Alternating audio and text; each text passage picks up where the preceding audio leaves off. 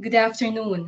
Welcome to the fourth and last session of KPTEP-ICO Learning Series version 2.0. Let us all rise for the singing of the national anthem to be followed by a prayer for teachers in celebration of World Teachers Month.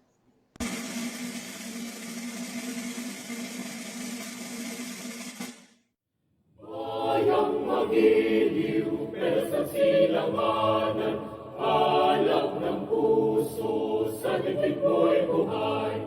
Lupang hinirang, tuyang ka ng magiting, sa manlulupi, di ka pasisilig. Sa dagat at bundok, sa simoy at sa langit mong buhaw, may nilagang tula at awit sa paglaya minamahal. Ang kislap ng watawat mo'y tagumpay na nagdinigdig. Ang bituin na tarang ng kailan pa may di magdidilig. Lupa ng araw na walhating pagsinta, buhay ay langit sa piling mo.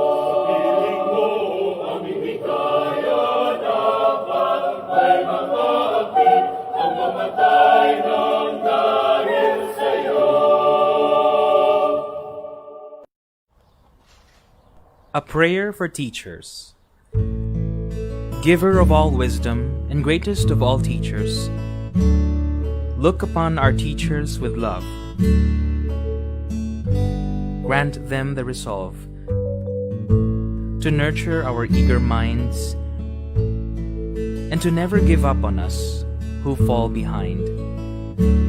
Bless their hearts, for they rejoice when we succeed and encourage us when we fail.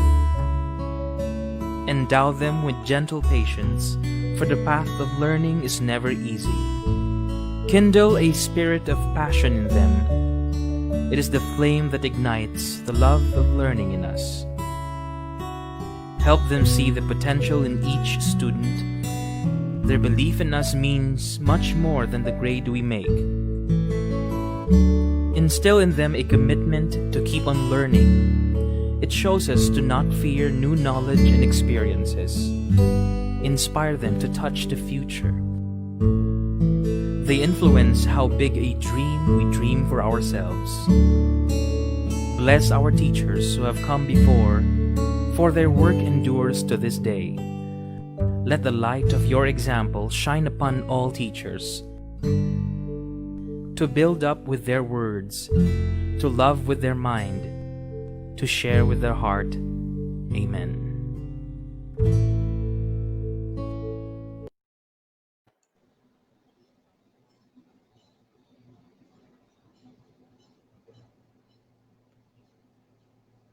Ma'am Jaida, your mic please. Ladies and gentlemen, good afternoon. You are watching the KPTEP-ICO Learning Series version 2.0 entitled Grounded. Learning to know, to be, to do, to live together. We are now at the fourth and the last session, Learning to Live Together, Education for Responsible Citizenship. My name is Jaida Concepcion Malonzo, Delegate of the Korea-Philippines Teacher Exchange Program Batch 2016, School Head of Batino Elementary School SPED Center from the Schools Division of Quezon City, National Capital Region. Good afternoon. I am Julene Guba, Batch 2015B, alumni of the Korea-Philippines Teacher Exchange Program, teacher from SDO Malabon City, National Capital Region. We are your moderators for today. Before we start, let us all be reminded of the following. First, watch and share our session. Don't forget to comment your name and the region where you are watching right now. Share your thoughts and insights. We will have an exciting session because this will be an interactive one. We will be using Mentimeter later for your insights and questions. That's exciting, Mama Jaida. Lastly, fill out the feedback form. To get your e-certificates, please answer the feedback form that will be posted on the DepEd ICO and KPTEP Philippines Facebook page after this session. Thank you, Ma'am Julene. As I mentioned, this is our last series. We started in September 11 with the title Literacy for the New Normal and Beyond the Pandemic. Last September 18, we have Breaking the Silence, Promoting Action on Mental Health. September 25, you had Reimagining Sustainability in a Changing World. Today, our theme is Learning to Live Together, Education for Responsible Citizenship. To formally start our session, let us listen to Dr. Margarita Consolacion C. Ballesteros, Director 4 of Department of Education, International Cooperation Office, for her welcome remarks.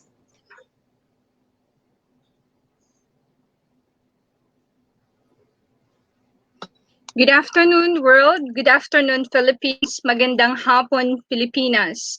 Thank you, Jaida and Angeline, for moderating this afternoon's session. And we would like to welcome our friends, also our viewers from the different parts of the world.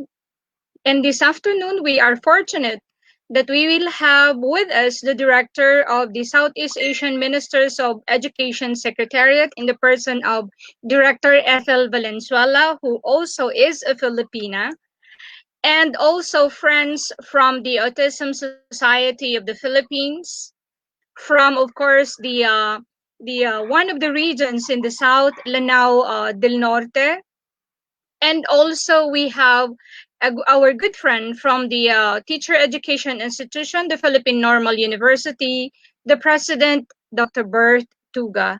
So this afternoon will be another learning experience wherein we are looking at the fourth pillar of education, UNESCO's fourth pillar of education, learning to live together, wherein we added up for this afternoon's theme, education for responsible citizenship.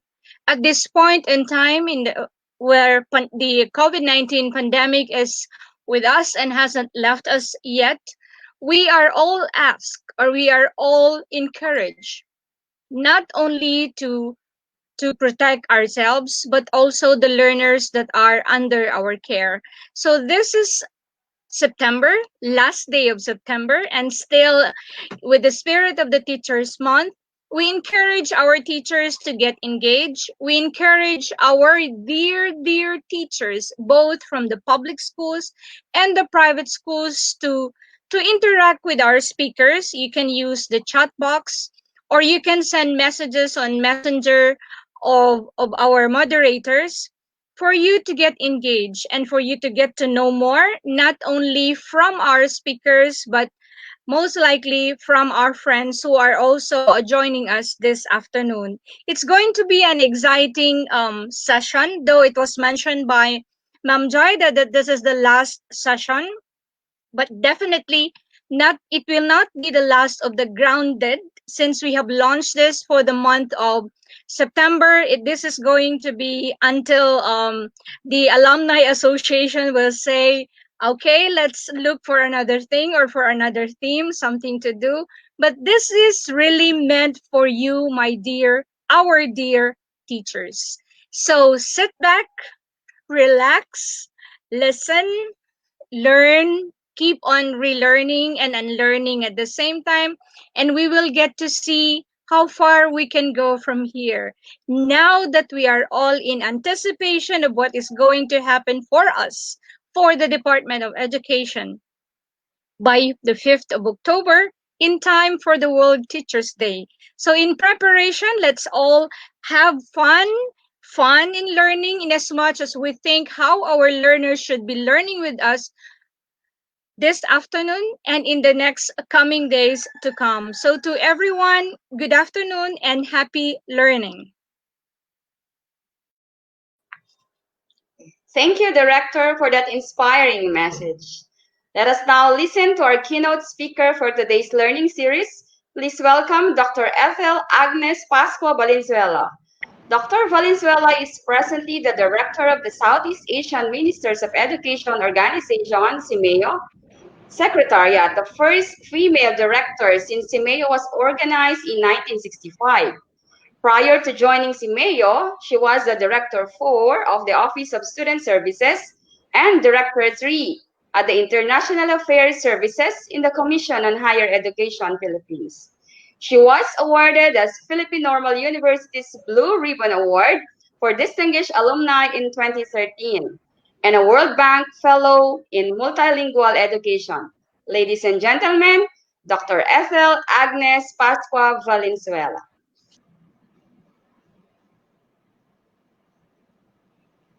Good afternoon, everyone. Sawadee ka from Bangkok. Magandang hapon to all of you. I'm very, very happy to join you in this very important occasion of celebrating first World Teachers Day. World Teachers Month will be October. But more than that, I'm very, very honored to be one of your speakers for these important discussions on learning to live together. Let me first congratulate Dr. Margarita Ballesteros, our dear friend from the International Cooperation Office of the Department of Education, and her team. And second, to the very active Korean Philippines Teacher Exchange Program Alumni Association. I have met you once, and I'm very delighted to see how you have worked together to accept the challenges brought by the pandemic. That is learning to live together even remotely and contribute to the continuing discussions on a broader global citizenship education and responsible educational citizenship. Let's see how Simeo can contribute to these discussions. May I share with you my PowerPoint, please? So the topic you have given me is learning to live together, education for responsible citizenship. And I'm coming from Southeast Asia. So what I'll be sharing mostly are the regional activities leading to the promotion of responsible citizenship among member states of CIMEO. So let me just give you a briefing of who we are. We are the Southeast Asian Intergovernmental Organization, and the forefathers of CIMEO in November 13, 1965 established the organization to really promote cooperation in education, culture, and science. So the ministers have signed the agreement that they will collaborate, they will cooperate to promote activities that will lead to the enhancement of the quality of life of Southeast Asian people. So that was already almost 55 years.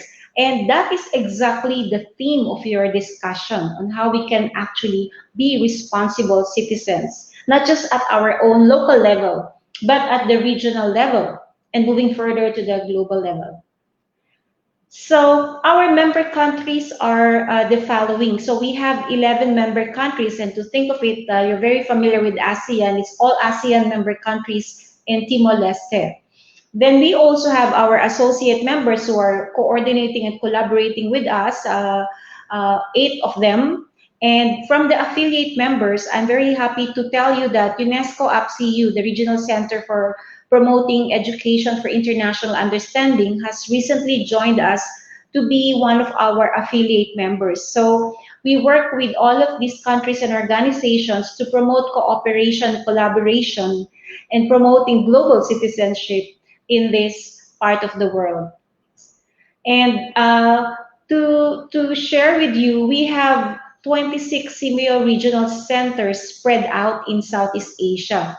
And we are headed by a minister who is usually elected every other year. And for this year, our CIMEO Council President is the Minister of Education of Malaysia. We report to the CIMEO Council President and to all the Ministers of Education so that we can enhance collaboration and cooperation, and that our centers will be able to provide training, capacity building, technical assistance to Ministries of Education, doing dialogue, platform for dialogue, policy forum, regional cooperation in projects that are needed in our region, research and development activities, including partnership and networking. So currently, we have adapted as a region priority areas. There are so many things to do, but with the limited resources that we have, we need to prioritize where CIMEO, Southeast Asia, would put its resources as well as its investment. So in the process, the cooperation and collaboration between and among countries of Southeast Asia will be on early childhood care and education. Second is on reaching the unreached, the disadvantaged, the last and the least learners, to give them a chance to go back to schooling. Resiliency in the face of emergency, technical vocational education and training. The fifth one is reforming, revitalizing teacher education, and in fact, making teaching a priority of choice. We also do, harmonization of the curriculum in higher education so that we can promote academic mobility and research towards it. And where our topic is in number 7, which is adapting 21st century curriculum. So education for sustainable development as well as global citizenship education are all embedded among the activities under 21st century curriculum or priority number 7. And actually, we have consolidated all the reports from the ministries of education, what their activities are in terms of implementing priority areas, in terms of implementing the education agenda of Southeast Asia. So next is that I would like to tell you that in terms of adapting 21st century curriculum, we have done a lot. It's like 47 activities being conducted by all our centers, plus the activities shared by the ministries of education. So you can see education for sustainable development there. You can see global citizenship education. You can also see the reform in the curriculum by integrating 21st century skills and 21st century competencies, including artificial intelligence and open educational resources. And where are we in terms of promoting education for responsible citizenship programs at CIMEO? So since the completion of the Education for All goal, we have moved to the Sustainable Development Goal.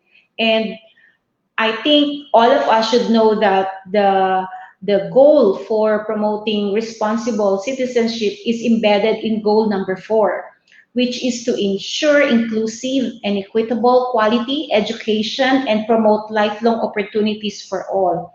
This is what we are addressing: citizenship education, social studies, Islamic education, even good manners and right conduct. These are all contributing to the development of citizenship education. But in SDG goal number 4, we can see that education should contribute to the fulfillment of goals such as human rights, having knowledge of human rights, peace, and responsible citizenship. And responsible citizenship from local to regional, shall I say, and global levels, and gender equality, sustainable development, and even health. So these are all embedded in goal number 4. But if we look at the goals for sustainable goal 4.7, this is where we can really see our target for today's discussion, that by 2030, we should ensure that all learners will acquire knowledge, skills needed to promote sustainable development. And when it comes to education for sustainable development, where we have been advocating even before SDG 4, we have already developed ESD network of teachers in Southeast Asia. And the values that are espoused by the ESD network, and for that matter, ESD, Education for Sustainable Development, are on sustainable lifestyles, human rights, gender equity, cultural understanding and peace, non-violence, global citizenship, and appreciation of cultural diversity. So since EFA days, we have already trained a lot of teachers on education for sustainable development. We went to different parts of Southeast Asia and tried to integrate all of these concepts in the curriculum. And in 2020, between 2010 to 2015, at CIMEO Inutech, I think I remember I did a review of the curriculum, primarily to prepare for the Southeast Asia Primary Learning Metrics Project. And there I saw that the global citizenship education is actually in these subject areas that I have mentioned, social studies, and then also civic education for some countries, and even in the Islamic and cultural and religious subjects. And more than that, this is integrated in many subject areas such as mathematics, science, English, in essay writing. All of these are there, the concepts. It's like an integrated component of the curriculum. But we all know that when it comes to this soft area, global citizenship education, it can actually be integrated cognitive, like a subject of instruction, but it can also be measured by behavioral aspect or behavioral integration and social and emotional development of children. So there are at least three domains where you can integrate fully global citizenship education, or local, regional, and global citizenship education. So there are recommendations under SDG Goal 4.7 how to do these three domains. So first is to, be sure that our learners are given the chance to study. So this inclusive education. If everybody will study and will be given access to education, we can build a knowledgeable, peaceful, healthy, and sustainable societies. That's why we promote that education should be for all. And when we say all, it means all for all. We can also achieve the 4.7 by actually sharing good practices on ESD and global citizenship education. We can have community extension, engagement of communities and societies, and we can also have cultural programs, exchanges to achieve sustainability and understanding one another. And also part of that is having an assessment for ESD and GSED. So that is the one I will be sharing with you, because we at CIMEO were the first to measure global citizenship education since we started the CPLM program. So, well, this is the group that I'm telling you that since 2018, this is the second group. We have trained the ESD group before. This is the second group already. And we trained them, we trained trainers, the trainers trained more teachers in all members of Southeast Asia. These are our beautiful photos. And last year, I have given them the certificate to be the ESD fellows. So meaning they are the experts on education for sustainable development, global citizenship education. We have done a lot of training all over Southeast Asia and have developed the Education for Sustainable Development Toolkit, which we can share with you later and can be accessible. So we did the curriculum enhancement to have education for sustainable development, peace education, human rights, etc. Community immersion, we make sure that education is relevant to the community needs, and we also did case studies and best practices on ESD. So there were many occasions, and even before this webinar of yours, we also have our own group in WhatsApp and Line that we communicate how well we are doing in each country and what are the events happening all over. So we are closely connected, and we are promoting ESD in our own particular part, like a country in the Philippines. We have Cebu Normal University, we have University of the Philippines, Philippine Normal University, and so on and so forth. Royal University of Phnom Penh, and in National University of Laos. All countries have their own centers of excellence for ESD and ESD fellows. And in our own way of promoting better understanding in Tibet, even the high officials, from high officials to the students, we promote exchanges and internship. So students can have access to Tibet training and knowing, how to live in Cambodia, in Indonesia, in the Philippines in 1 to 3 months. So this is open for students and for one month to 3 months. Some are asking for more, like 6 months or 12 months, but we are still studying that one. So students, when they go to another Tibet institution, they will learn not only in Tibet institution about all of these goals, all about the new culture they are in, but they will also be brought to the work, setting. So internship in industries, part of that, because we promote regional identity and regionalism. So when you are a member of Southeast Asian country and you participate in Tibet, you also have to learn other countries in the region, not just your country where you can do internship. So we call that as our Southeast Asian Technical and Vocational Education Training Consortium. We work together to harmonize curriculum, to understand each other, and to promote internationalization. And next, I would like to show you that it was just an idea in 2018 with 55 students who participated at 12 institutions. Now, the Consortium of Technical Vocational Education and Polytechnics have already listed over 100 institutions who are joining our internship overseas program and learning to live together. You know, we are different. Like if you are from the Philippines, you go to Thailand, food may be different, language may be different, but you have to understand and cope.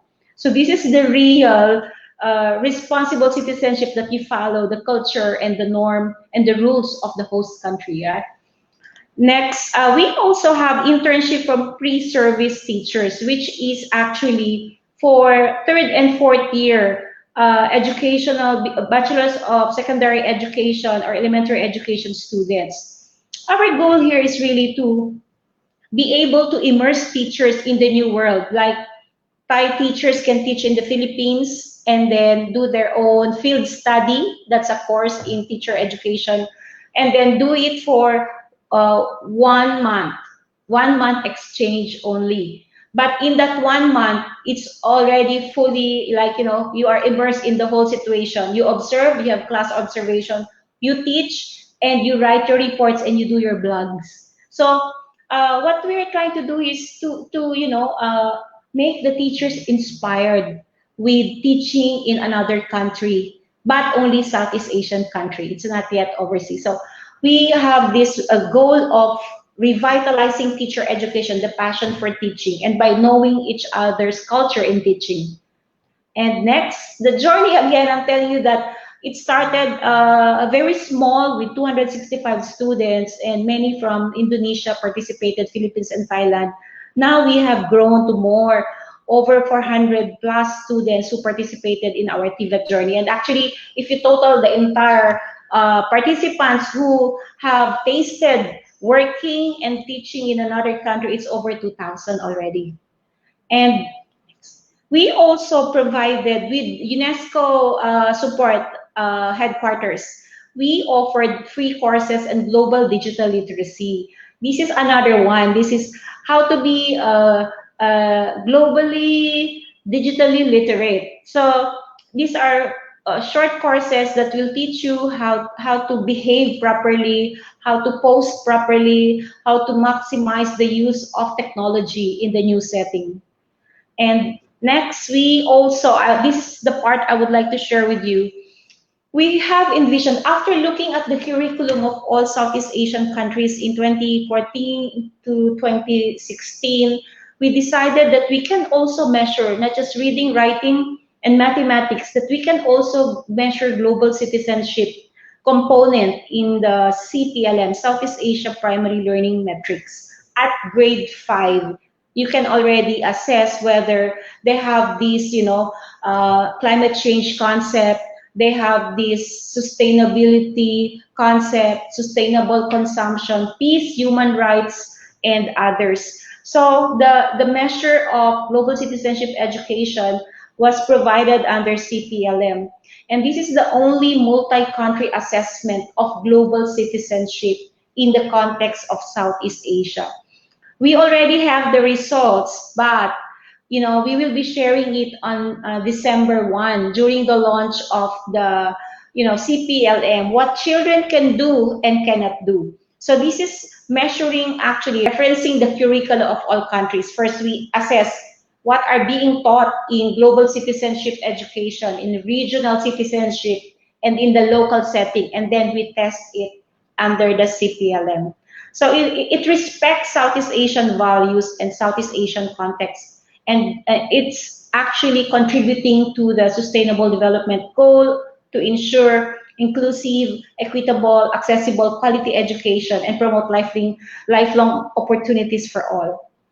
And actually, we are open to invite all of you to join our Simeo Schools Network. You can visit our website. If you want to be a member of Simeo and work with other schools in Southeast Asia, you may apply in our Simeo Schools Network, and you can access and participate in all our exchange program where you can enhance all concepts of sustainable development and global citizenship education.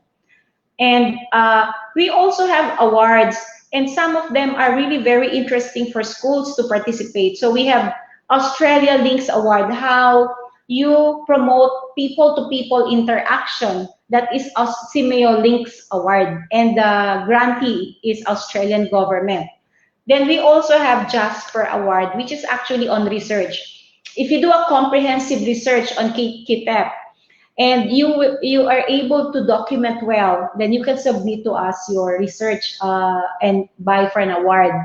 The awards are usually travels to the host countries and as well as cash. Not very big, like 1,000 US dollars for the awardee. And plus, you will receive your award with the minister's meeting.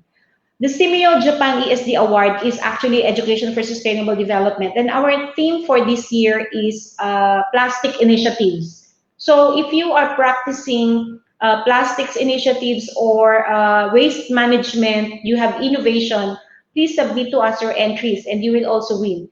If you win the Simeo Japan ESD Award, you're going to Japan next year. And you will have to receive the award during the ministerial meeting as well of 2021 after COVID. And I think that's all my sharing. So the concepts that I mentioned on diversity and peace, human rights, they're all already available in the curriculum. But as I said, the components of global citizenship education as well as responsible education, these are all in three domains. It's in cognitive, social, emotional, and it's also in behavioral. So it takes the three to come together. It's not just memorization of the facts, but also translating it into a social emotional behavior as well as other components. So I wish that the KPTEP Alumni Association, our teachers from Southeast Asia, will benefit much from my sharing, and just contact us at Simeo. And I wish you all the best in this discussion. Have a good day, everyone. Thank you, Dr. Valenzuela, for that informative talk. Indeed, integrating responsible citizenship in our education is an important component of developing global citizens. To all our viewers, if you have questions, please post them on the comment section below. Perhaps you're wondering, what is the significance of this session into today's world? What does learning to live together mean? Does it have an impact in building a more peaceful world? To give us a better understanding of this concept, let us all watch this short video.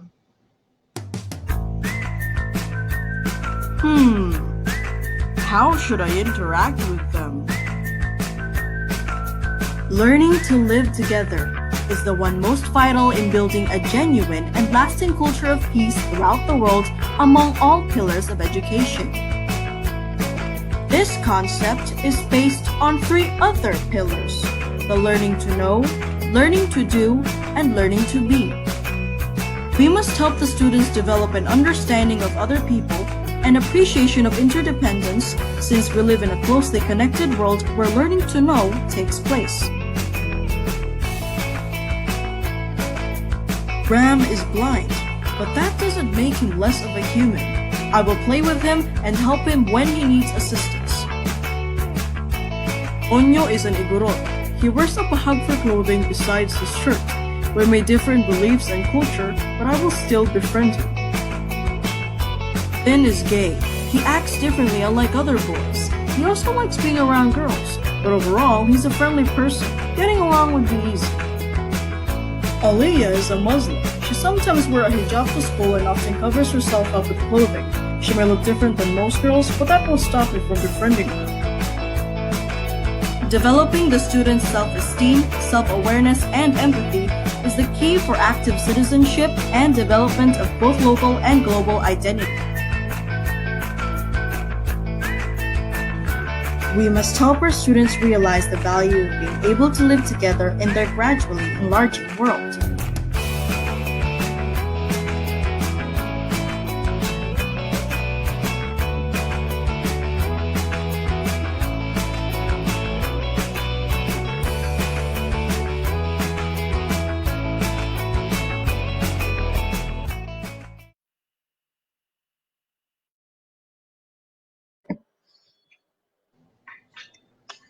Indeed, that video is a very helpful one for all the educators out there. Okay. For a more interactive discussion, I would like to invite everyone to go to menti.com. Once you access the site, please type in this code 3383123 as flashed in the screen. Then please share your thoughts from the questions given in the site. That's right, Ma'am Jaida. We actually have a question there to answer regarding our today's topic. Again, the code is 3383123. Okay, the question is about their perspective on being a responsible citizen. When do you say that a person is a responsible citizen? Interesting question, Ma'am Jaida. We all want to live together in a tolerant and peaceful world, and we need responsible citizens to achieve that. I wonder how our participants view responsible citizenship. Okay, let us now take or check the responses, Ma'am Julie.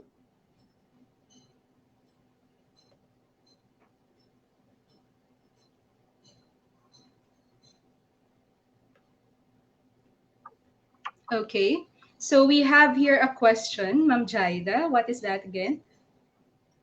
Okay, what is your view of a responsible citizen? Okay. Actually, dear participants, you can choose 2 or 3 options there or answers.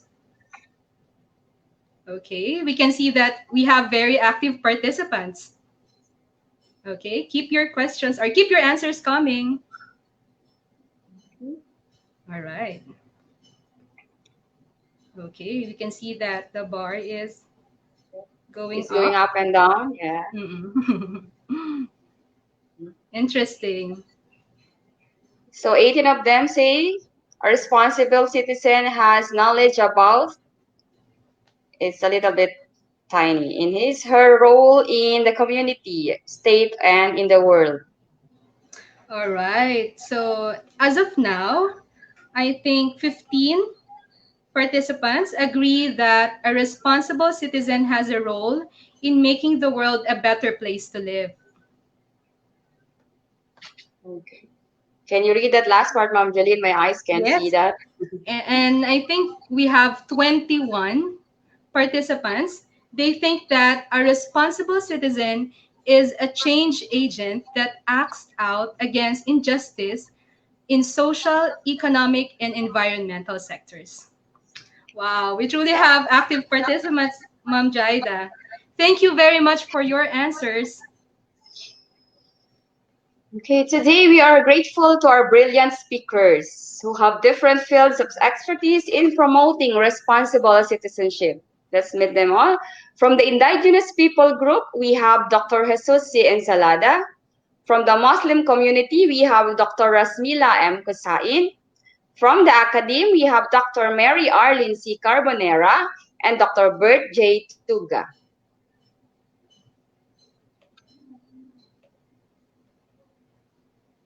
Let us Angeline? now listen to our first speaker for this session, Dr. Jesus C. Ensalada. Dr. Ensalada is a proud member of the Indigenous Peoples Panay Bukidnon community. His approach to teaching is known as culture-based education, which he models in his school throughout the curriculum. As a teacher, Dr. Encelada received various national and international awards, including the Metrobank Foundation's Award for Continuing Excellence and Service in 2019, top 10 finalists for the 2018 Global Teacher Prize of Varkey Foundation, and Princess Maha Chakri awardee in 2017. Please welcome Dr. Jesus C. Encelada. Masampanayang adlaw madawgan nga kurawon uyaoy ko kaniniyong bekenden hagwa nga lugawa dun tuhawa dun puperengen tu ka harambalen. The greeting is in the archaic Kinaraya language. Kinaraya is our mother tongue, and it means a pleasant day. It is my pleasure to meet you all. I am excited to meet you all, and here we start an engaging conversation.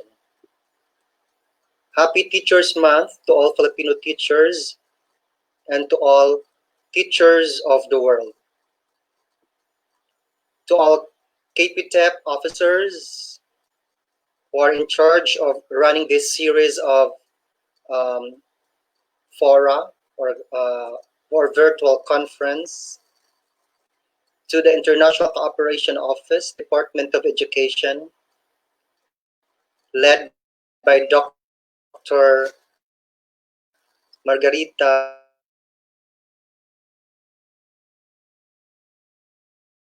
speakers and resource persons, Dr.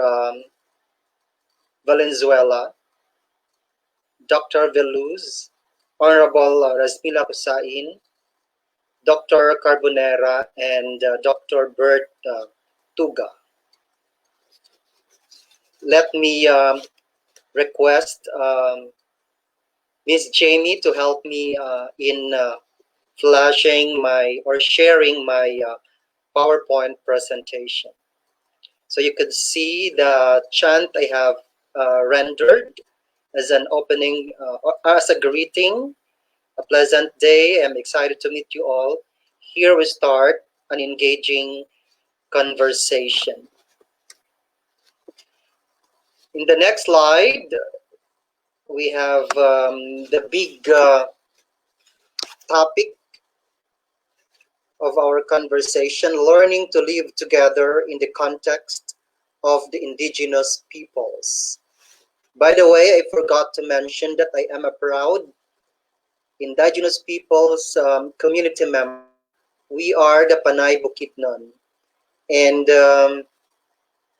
I'll be sharing more of the context of the indigenous cultural community I am representing, including the Ati, aside from the Panay Bukidnon. But before the sharing, here are the essential questions or guide questions of our discussion. Number one, how can a community carry out a spirit of respect for the values of pluralism, acceptance, for example, mutual understanding, and peace? Second, how does the school participate in community building and development, especially schools located in indigenous cultural communities like my school, Kaningwa National High School? Third and last, essential question, how does my advocacy as a responsible global citizen create impact to the community I serve and beyond? To continue, in our discussion, we are going to highlight the following big concepts. Actually, these are values that we consider essential when we talk about global citizenship, harmony, and in attaining peace. And these are spirit of respect with one another. We have a multiculturalism, or shall we call pluralism, mutual understanding, and peace. These are the big concepts of our discussion.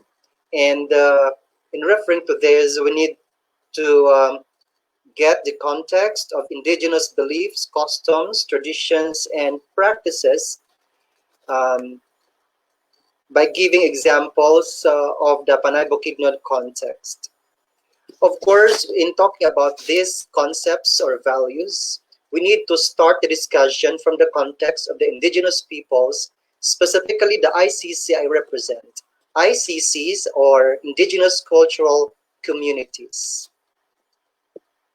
To understand the community dynamics, how the people in a certain community, like the Panay Bukidnon community, value these essential concepts in living together harmoniously and in attaining order and peace. To give you a background of where I'm coming from, we are called the Panay Bukidnon, and we are from the Panay Island. If you're going to look at the Philippine map, we are in the Visayas region, and the Panay Island is composed of the provinces of Iloilo, Antique, Capiz, Aklan, including Guimaras. And I am from the municipality of Calinog. As you could see in the map, it is at the center, it is at the heart of the Panay Island, and it is already considered as the interior of the island, mostly composed of the hinterlands. So we are called the Panay Bukidnon. Always remember, Panay is the name of the island, and Bukidnon in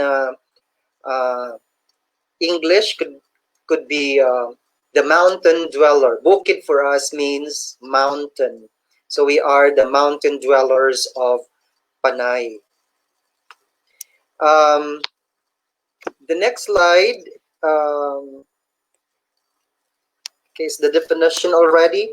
And etymology, the etymology of Kalinog. Linog means earthquake, but it could be possible that my place got its name from the Kinaraya word, which means peace or peaceful, and that is Linong or Kalinong. We are known as peace-loving people, but we have also this kind of enthusiasm that is disturbing and at the same time inspiring as an earthquake. In my community, we have two identified indigenous cultural groups, the Panay Bukidnon, to which I belong, and the Ati. And I would like to say that we live harmoniously with the other non-IP or non-indigenous peoples groups. The next slide emphasizes the importance of listening to the wisdom of the elderly. And that is the very concept of the culture-based and inclusive education program I have started since 2002. We always listen to the wisdom of the elderly, emphasizing the value system, their opinions, and their ideas on education, especially in this time of the pandemic. We need to have constant consultation with the communities we serve to consolidate and also to consider the opinions and the insights, as well as the recommendations of the community elders regarding how their children should learn in this time of crisis. And of course, talking about health, integrating indigenous knowledge in health, environmental protection, achieving harmony, peace, and development. As I communicate with the elders or the elderly in the community, I always emphasize or it is always emphasized in our conversations, that their wisdom really matters. Their wisdom is timeless and ever applicable, uh, even or more applicable in this trying times, in this time of the pandemic. Let me now share with you the Panay Bukidnon worldviews and practices that would contribute to our discussion on living together harmoniously. One is on leadership and customary laws. We are guided by our um, mga magurang. Magurang means chieftains or the elders, and they are the ones um, they see to it that customary laws are being followed, and in order to achieve order and peace and harmony in our community. Second is the concept of family and community.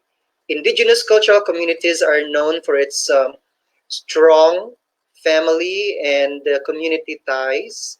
We we are known for our sense of community.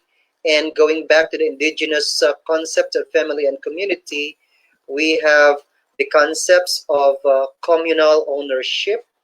Um, for example, when one has a good catch, then he or she is expected to share his catch or harvest to the neighbors or to the members of the community. And it's always expected that if you have much, you're expected to share with others. That is one example of community, the concept of family and community.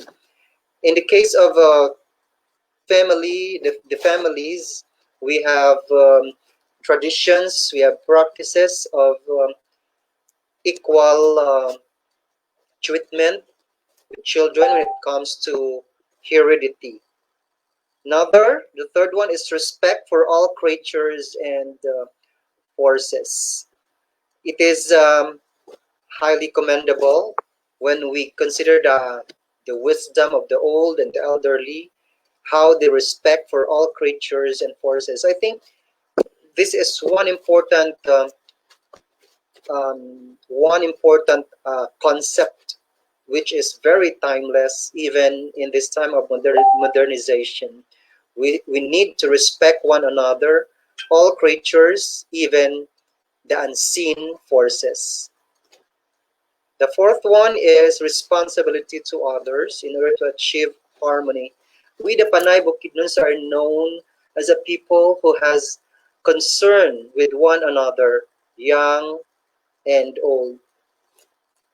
The last one, or the next one, is protection of the environment. We have the concept, for example, the concept of the mariit. For example, in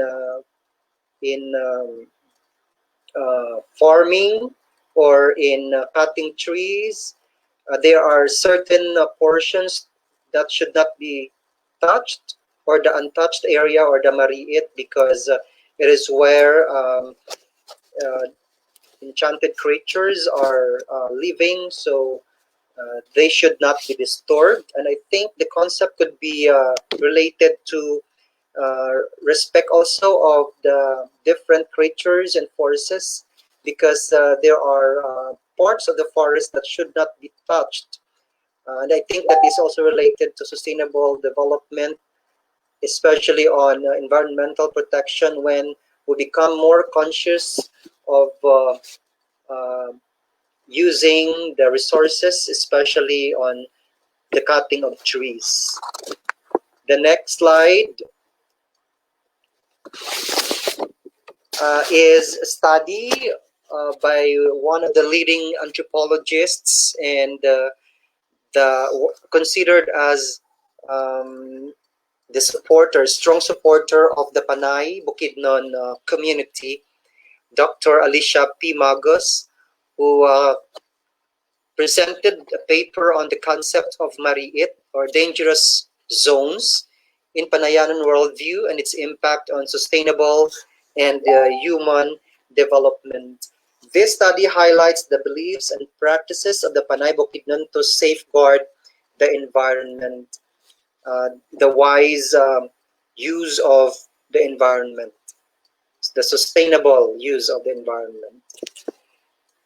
In the next slide, we have spirituality. When we're going to talk about the spirituality of the Panay Bukidnon and the Ati in my area, it is a belief that is anchored on respect and respect on different creatures and forces, especially sacred creatures and places. Our spirituality, shall I say, before the coming of Christianity, is centered on um, protecting the environment, protecting the everything that surrounds us, because our spirituality is anchored or centered on all the things that affect us, the forces of nature, um, relationship with others, relationship with the seen and the unseen creatures. The next is conflict resolution. In our context, we have the Manukusai, an arbiter. He or she is someone who is well respected in the community, and he or she meddles whenever there is a misunderstanding or when conflict arises between families or groups of persons or between individuals. So the Manukusai is the person, the central person in our indigenous political system, and he or she is responsible for conflict management and resolution in the community. Not necessarily the punong barangay or the barangay captain, but he or she would be someone appointed by the people. The next one is the concept of kadugo. I think this is also very related to the consensus or sense of community and strong family ties, when we would always identify our kadugo or family members, and a family member is expected not to do any harm but should always do any favor for a family member. So I think it is one of the strengths of Panay Bukidnon character, but sometimes it is also a source of the Panay Bukidnon character weaknesses, when strong family ties would lead to uh, wars among families or communal groups. The next is the concept of sibod. Sibod is translated as order or harmony. In everything that we do, there should always be sibod. The way you move, the way you talk, the way you communicate with others, even in dancing, there is sibod. Your movement should always harmonize with the beat or with the music. So if there is sibod, there is order, there is harmony. And I think this concept is very applicable in this time when everybody is too busy, when everybody is in great disorder, when time management is a problem. For us, it teaches simplicity and orderliness in everything that we do. The next is the concept of self-disposition, the concept of self, and it includes personal disposition. We have the patama, my patama. Patama means your ethnic name, my ethnic name or my indigenous name. Aside from my Christian name, I have a patama. Apatama, it's not just like an alias, or it's not just like a nickname, but it's very meaningful to every Panay Bukidnon, because it would carry with you your personal expectation and the expectations of the people around you. For example, in Patama is Igdaman, and I should always be uh, on the go, because I am someone who has so much to share. And as a teacher, and going back to my Patama, I believe that I don't have any excuse to surrender or to be discouraged, because my Patama tells the people around me that I should be always a person who has so much to share. Next, for the ATI, Indigenous Cultural Community, here are the their worldviews and practices. One is political organization. If we have the Magurang, then they have their headman also, or chieftain, or someone who manages or heads or leads the group or the households of Ati. They have also worldviews and practices on property and ownership. They have also high sense of communal ownership, the when whatever one owns, that also belongs to the whole community. When you have if you have butchered one pig, for example, you're expected to share this to your neighbors. Next, we have kinship, family, courtship, and marriage. I think it's almost similar when it comes to worldviews, concepts, and practices of the Panay Bukidnon as compared to the Ati. One unique one unique practice that they have is the naming of the children. I think it's very similar to the giving of the Patama or indigenous name for the Panay Bukidnon, because they have also their way of naming their children based on a specific tree or a specific plant where they were delivered. Like, for example, Kaniyog, if a child was delivered under a coconut tree. Another is spirituality. I believe they also have spirituality that is based on respect for all creatures and forces. They have also health and medical practices, and I think we need more researches and more studies to uh, to venture into their health and medical practices, which could be applicable as we face the present pandemic. Next is the challenge of integrating the indigenous knowledge systems and practices, and that is in the next slide. The challenge now, after being aware of the different indigenous knowledge systems and practices, is on integrating this into uh, the lessons, especially that I myself is also a teacher, aside from being a culture advocate and a member of the indigenous cultural community called Panay Bukidnon.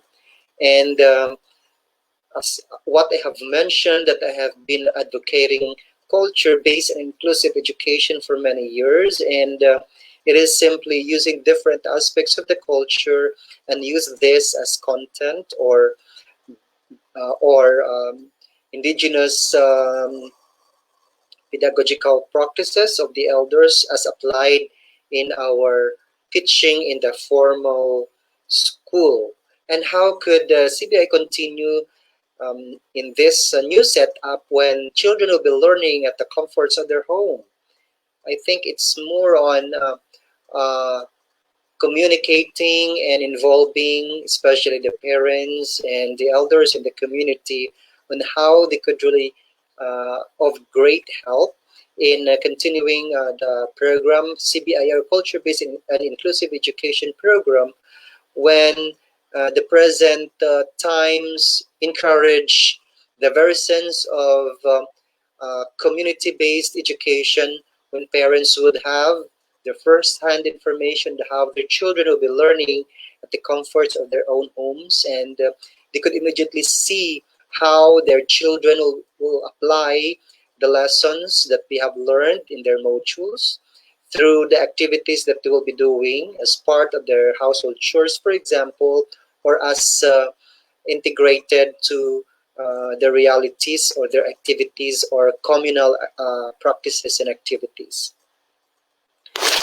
Now that I serve also, aside from being the school principal of one of the high schools here in my place, I also serve as the Indigenous Peoples Education Focal Person, and I think my work with the IP-Ed becomes more meaningful as I integrate my own advocacy with what I'm doing in the Indigenous Peoples Education, um, with our mandates like localizing, indigenizing of the curriculum, um, in the context of shared leadership between the school and the community, shared uh, shared responsibility and accountability, and going out to the wider community to assist in the community affairs. Community-based education is what I'm saying. Culture-based inclusive education in home-based learning and other advocacies, other activities. The third part of my sharing will be on my personal advocacy, school activities, and global citizenship. I have already mentioned about my Patama, or my indigenous name, and I believe it's very, very important for me to always think of my Patama because it carries my personal expectation and the expectations of the people around me. Working on culture-based and inclusive education is considering the concept of or the framework of scarcity to creativity, and its slide. We have the saying that goes, necessity is the mother of invention. And we have also the theory of constraint, for example, that would tell us that uh, constraints in many things would always lead us to discoveries, to to devise, to discover, to experiment, and to create. I started culture-based and inclusive education in my former school, uh, which is a school located in a community with 100% indigenous people's population. And of course, the very heart of CPE is on instruction. It's on integrating the different aspects of culture, especially the aspects of the Panay Bukidnon culture and the Ati culture into the lessons, depending on the indigenous cultural communities that we serve. I would like also to mention that aside from advocating culture-based education in the classroom, I also write. I am a creative writer, and here are the samples of the books I have written.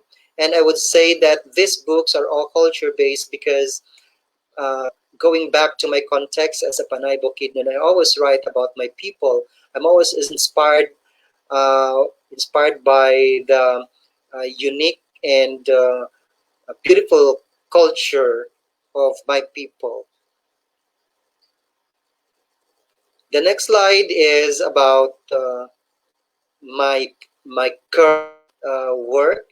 It's actually just finished work. It is a full-length novel in the local language in Hiligaynon, and it's actually a winner in the 2017 National Commission on Culture and the Arts Novel Writers Prize competition.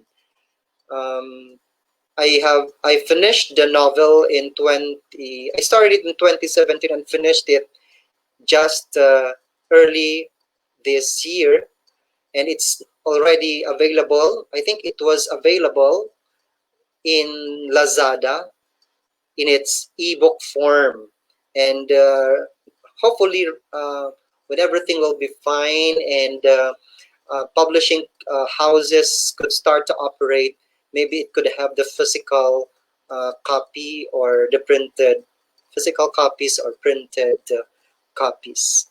And I believe it is one of my most significant works because uh, it talks about the the plight, the situation, as well as the aspirations of an imagined indigenous cultural community, uh, an imagined indigenous cultural community to which most, I think all indigenous cultural communities in the Philippines could relate to when we talk about um, um, the issues on development and development versus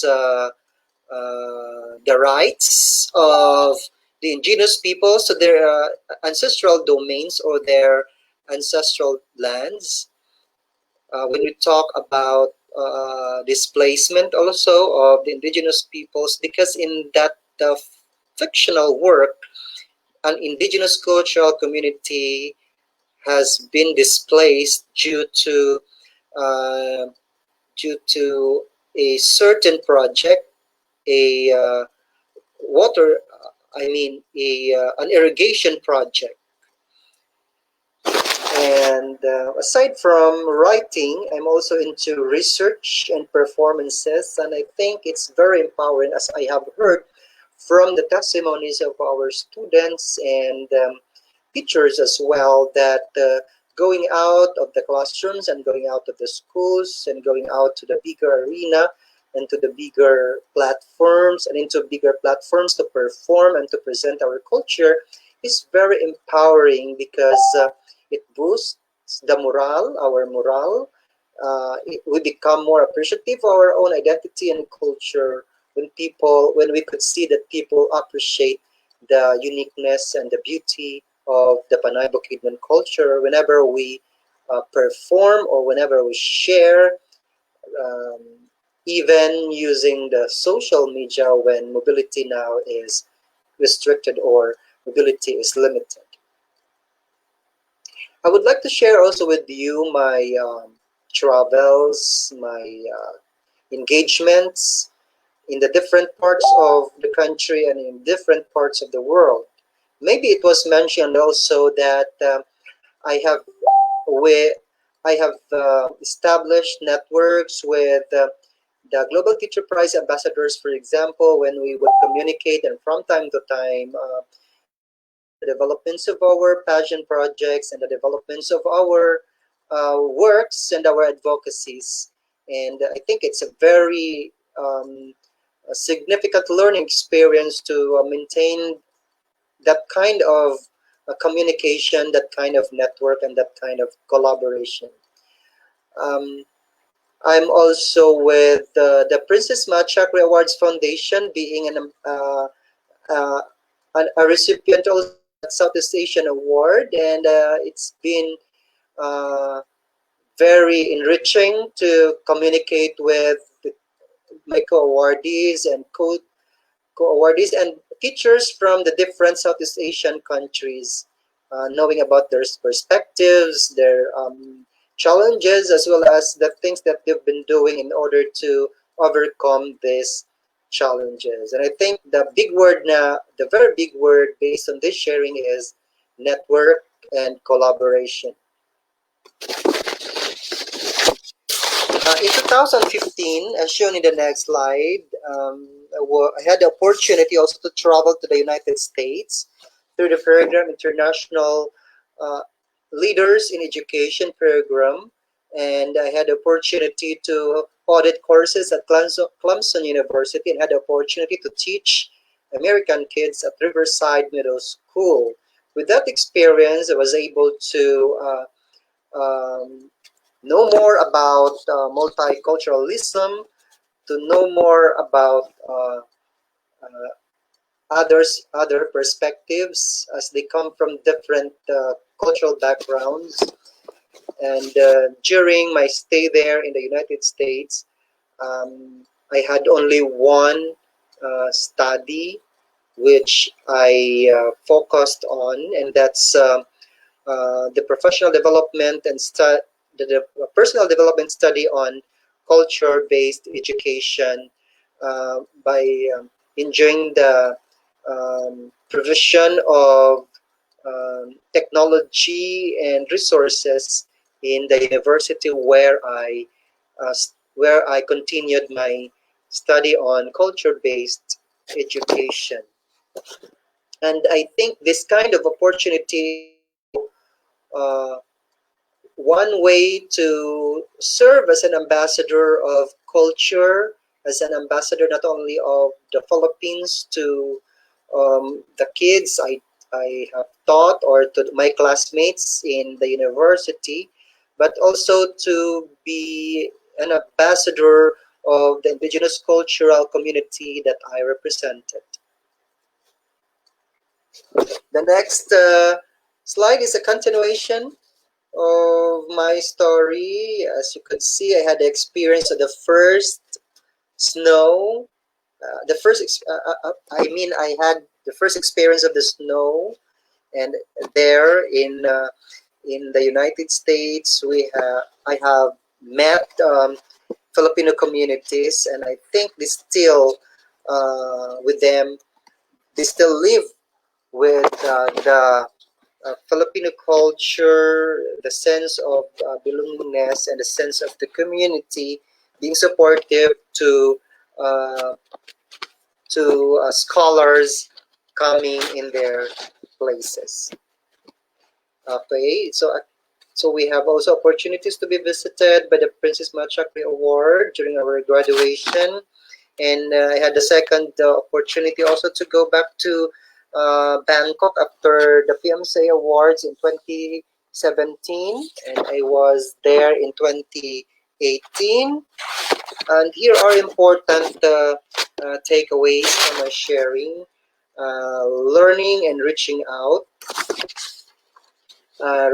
out and creating network. Um, Without forgetting our rootedness in the face of globalization, because connectedness is improving together. I think all these things make us as global citizens when we would not necessarily go out of the country, but we try to the make use of technology in this virtual age, and then we could reach out to different cultures, and that would open us to a lot of realizations that indeed we live in a very uh, we live with others who are different from us. Aside from the things that I have mentioned, I would like to share with you also my other activities in school. We're into protection of the environment. The next slides, please. Okay, so these are the programs, projects I have started in my own school. We participated in the previous slide, please. In the World Peace Song, where um, I wrote the translation of the World Peace Song, and that was featured in the different countries in the world. Right now, our school is also part of the Princess Machakri Award Foundation project, which is called the Fabulous Asian Breakfast, where two of our students are collaborating and sharing and learning from other students come in Southeast Asian countries. Next slide. I would like to share with you also things about rootedness and globalization, and these are the other activities. Other activities in the last, I think, 5 slides. I'll just, no. So that's about environmental protection, tree planting, and gardening. Okay, peace song. I think it is available in YouTube. You could watch the international peace song, the world peace song. That is what I'm saying. The Fabulous Asian Breakfast Project. Next, my other engagements are as a resource person, so different gatherings, from filmmaking to teaching to community building to music. Okay, next slide. Okay, to youth empowerment and Excuse me, Dr. to Jess. other. We really enjoyed listening to your presentation, but I think we have a few minutes left. Can you wrap up Yeah, now? Thank you. we are now in the last three slides. Just recently, we have also created an action video uh, to celebrate the 23rd, the ASEAN 23rd anniversary, 23rd ASEAN anniversary. Why am I doing all these things? It is because I am a Panay Bukidnon, I am Iloilo, I am Philippines, I am ASEAN, I am Asian, and I am world. Thank you. Salamat. Thank you, Dr. Encelada, for that insightful talk. You are an inspiration, actually, to all the educators, not only in the Philippines, but also in the global community, for recognizing the value of educating responsible citizenship among the indigenous community. Mabuhay po kayo, sir. Kudos. Thank you, sir. Now let us listen to our next speaker, Dr. Rasmila M. Kosain. Dr. Kosain is a senior education program specialist on networking and social mobilization, division partnership focal person, and Brigada Escuela coordinator of DepEd Division of Lanao del Norte. She was a former Madrasa Education Program coordinator in the same region. She is also a credential trainer of Girl Scouts of the Philippines and an ambassador for peace awarded by Universal Peace Federation. Please welcome Dr. Rasmila M. Kosayan. For peace awarded by Universal Peace Federation. Please welcome Dr. Rasmila M. Kosayan.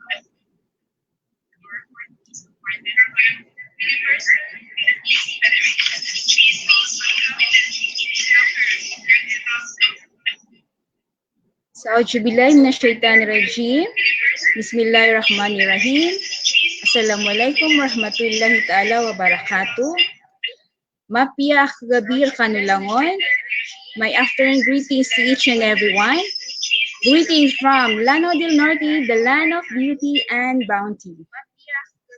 My respect to Director Margarita Ballesteros and her staff of DepEd International Cooperation Office, the speakers, teachers, school heads, supervisors, and our viewers here. One of the most important outcomes of the World Conference held in Thailand sometime in the year 1990 was the education for all of lifelong learning.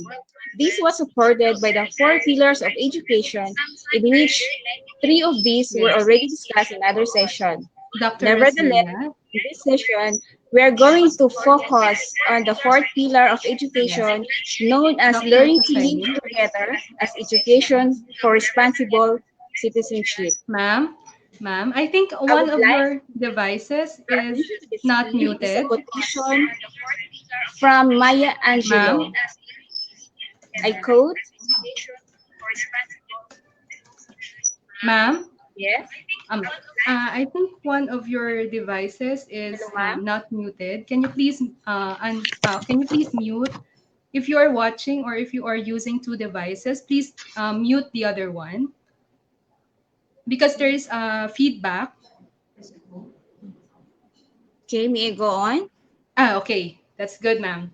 That's better. Okay, I would Thank like you, to bring ma'am. your attention to the screen. It is a quotation from Maya Angelou, and I quote, I've learned that people will forget what you said, people will forget what you did, but people will never forget how you made them feel. So it is a reminder for all of us how our interactions with one another can have impact on someone's life either positively and negatively. Some are struggling with emotional issues that cause from the actions of others. Some of them carry these issues for several years and cannot let go of them.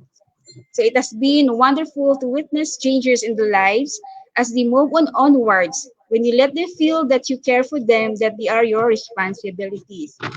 Let us be reminded that citizenship is a social responsibility or obligation in action.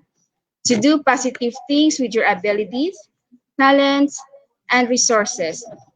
So a responsible citizen needs to have knowledge about his or her role in community, in state, and in the whole world. Educators as we are, we have a role in making a world a better place to live. We have to learn to live together as one in spite of differences. Let everyone feel that you care for them. In addition to this, we are change agents that act against injustices in social, economic, and environmental sectors. Learning to live together is said to be the most ultimate goal of social dimension in education. In fact, different initiatives, innovations, interventions, strategies, programs, and projects were laid down to realize this pillar. Promotion of understanding social and individual differences amidst cultural diversity is also one move to institutionalize how to learn living together. However, the pillar of learning to live together seems to be the most challenging aspect that people face nowadays, especially that we are currently suffering from a pandemic caused by the coronavirus disease 19. So this presentation will tackle some ways on how can a community carry out a spirit of respect for values of pluralism, mutual understanding, and peace. Hindi na ako maklaro akong slide. Okay, first is self-reflection. What good things you done today with yourself, with your family, with your friends, with people? If we want the community to change and become what we want it to be, it has to start from us. It is only through starting with our personal values and our understanding of others that we can contribute to the peace that we wanted to have for the world. Understanding them means understanding our own self. Everyone has to do it willingly, forcefully, and religiously. Next slide. So we make a community. So communities play an important role in every aspect of our lives. We have communities in our friends, our families, our employment, our neighborhoods, and in so many other places. Having a sense of community unites us. Being a part of a community can make us feel though we are part of something greater than ourselves. So it can give us opportunities to connect with people, to reach for our goals, and makes us feel safe and secure. Next is respect for values of pluralism. So the political philosophy of pluralism suggests that we really can and should all just get along. First recognized as an essential element of democracy by the philosophers of ancient Greece, pluralism permits and even encourages a diversity of political opinion and participation. Pluralism anticipates that people with different interests, beliefs, and lifestyles will coexist peacefully and be allowed to participate in the governing process. Practically, addressing pluralism is treating everyone equal, regardless of economic and political status in the society, color or creed, ethnicity, among others. We are all created equal in the eyes of God. So, in this picture, nakikita po ninyo, ako yan, nakapink, kasama ko yung nasa simbahan kami sa Catholic Church. Kasama ko yung mga madre doon, and we had a gathering at nag-discuss kami dyan. Okay, next. So we are born equal. So no discrimination. Regardless of faith, religion, ma-Muslim ka man, ma-Christian, your status, we are one for the sake of our children in DepEd, para sa mga bata. So isa lang ang ating, we have the same mission and vision, so we are united. So there's a saying, there should be no discrimination against languages, people speak, skin, color, or religion. So dito sa amin, sa Lanao del Norte, wala po kaming discrimination na nangyayari dito. Okay, next, diversity. So, understanding and appreciating our differences, cultures, humility, and love. So, dito po sa Lanao del Norte, mix kami po dito, Muslim, Christian, at meron din po kaming IT dito sa Lanao del Norte po. Okay, next, responsible citizenship. So, no one ever owns the universe except God. For the society to run, we have the government which manages it. Even the smallest unit of society has rules to follow. Apparently, we are part of the society. Hence, we also have rules to follow and become responsible citizens. So, next slide. So, I got this from the internetmedia.com, the qualities of a responsible citizen. Number 1, obeys the law, respects authority. So, especially ngayon sa pandemic, so especially for example na very strict ang ating checkpoint, so we should obey the law and we should respect the authority because they are just following orders. So contribute society and community, perform civic duty, loves his or her country, patriotism, courtesy and respects the rights of others, trustworthy and honesty, tolerance, accountability, moral courage, responsibility, self-discipline. By having all these in us, so makes us responsible citizens, and therefore problems on misunderstanding, hatred, jealousy will never surface. Rather, helping one another, understanding each other, supporting each other. So may favorite ako na quotation na, help others even they cannot help you back. So yun, magtulungan tayo kahit na hindi tayo in return natutulungan. So, next. Bayanihan. So, bayanihan, it is an example of social responsibility that we care to help others no matter who and what they are. So, very common ito sa atin. So, especially sa pandemic situation. So, nakikita natin sa Facebook, no, sa social media na nagtutulungan tayo, nagkaisa tayong mga Pilipino. No, so, sa school din, so no matter how far the school is, kahit gano'n pa yung kalayo, para sa mga bata, so we need to reach that, no? So last week, we went to the, yung na Vinta na school. So we have the OM Philippines, the Armed Forces of the Philippines. We distributed 32 gigabyte flash drives and speakers. So since bawal ang mga bata sa school, so kami ang pumunta doon sa mga bahay nila and we personally give the USB and the speaker with the partners po. And also, with my superintendent, so meron din kami ginawa yung mga less fortunate families. So pumunta din kami doon sa mga barangay at nagbigay kami ng relief goods, face masks, face shields sa aming mga frontliners like security guards, PNP, nurses, doctors, yun. Nagbigay din kami ng, at least nakabigay kami ng konti lang. And thanks to our schools division superintendent. Okay, next. So yan po, yan si superintendent sa picture na yun. Okay, so the roles of teachers in the community. So I was also a teacher for 14 years.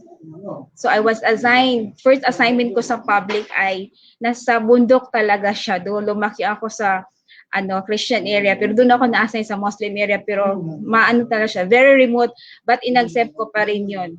So, what are the roles of teachers in the community? So teachers are peace advocates and mediators. So as teachers, teach values to all learners. It is imperative that they also possess values that contribute to a peaceful society. Teachers demonstrate this by making the learning environment a zone of peace, teaching peace education, and epitomizing peace mediator.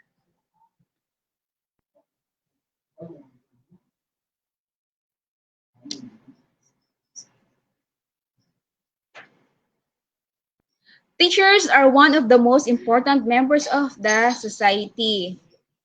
Teachers are one of the most members of society. They give children purpose, set them up for success as good members of the society, and inspire them to do well and succeed in life. So as the saying goes, the children of today are the leaders of tomorrow. And teachers are the key point that makes a child ready for their future. So especially ngayon, no, very talaga yung mga saludo talaga ako sa mga teachers. So in this picture, nakita nyo para nakaano sila doon sa dala-dala nila yung module at pupunta sila sa mga remote area. Teachers are also active members of the society, community leaders, and agents of social change.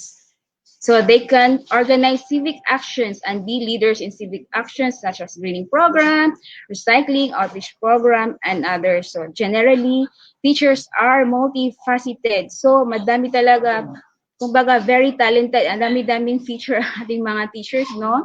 Para lang talaga yan sa mga bata. They are not after of the salary, but they are after for the sake of our children. Next slide, please. So yan, so sa picture na yan, sa aming community yan, kasama ko po si Father and another religious group. So every mag-celebrate kami ng Eid al-Adha, Eid al-Fitr, pupunta sila dyan sa labas ng mosque namin. Tapos mag-gather kami, magkain, mag-discuss, ganun. So yun, every year po yan ginagawa sa aming community kasi ang aming community ay mixed po. Mas madami po yung dyan, Christian.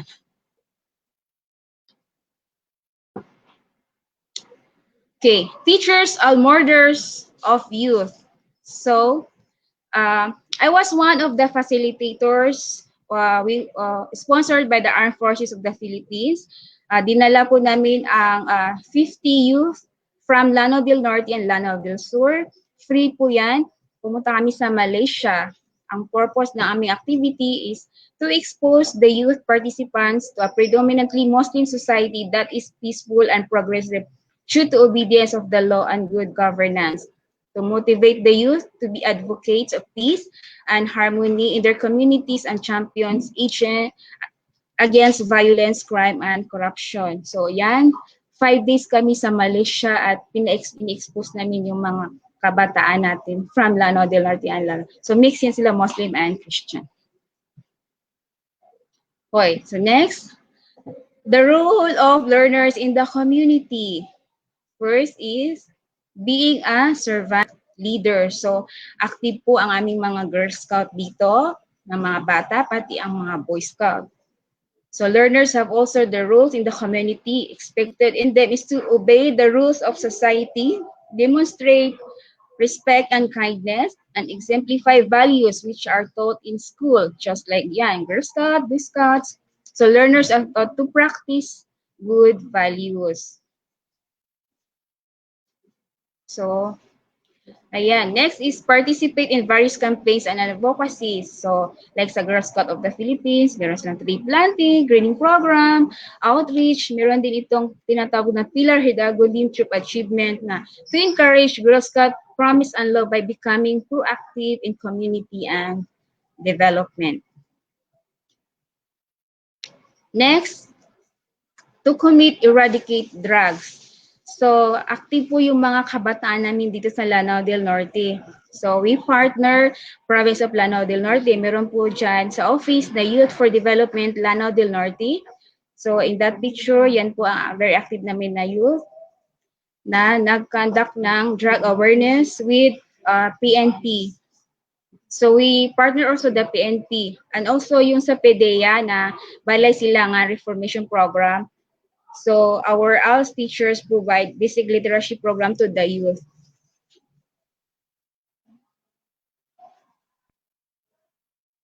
Okay. Another is develop social responsibility. So for learners, we are concerned with responsibility they have in their own actions. So demonstrated on how they care for each other, how they respond to the needs of others, and how they care for the environment they live. Okay, and my advocacy is as the Division Partnership Focal Person of Lanao del Norte. Number one is promote understanding. So we are born differently from different parents and with different upbringings. We are not born to correct others of who they are, but to understand of what they are. Next is promote strong partnership and collaboration. So kami po na mga partnership focal person, so we really very strong kami sa partnership and collaboration. So in this picture, nagbrigada eskwela kami doon sa kampo ng Imail F. In that picture, nakikita niyo dyan si Honorable Makapaar, aka Commander Bravo. So naghawak po sila instead of guns, so ang hawak po nila ay mga tools. So nagawas po sila ng ALS Center inside the camp. So that's all for my so I would like to greet Happy World Teachers Day sa lahat ng mga guro, and today also ang culmination ng Peace Month. So that's all. Assalamualaikum warahmatullahi ta'ala wabarakatuh.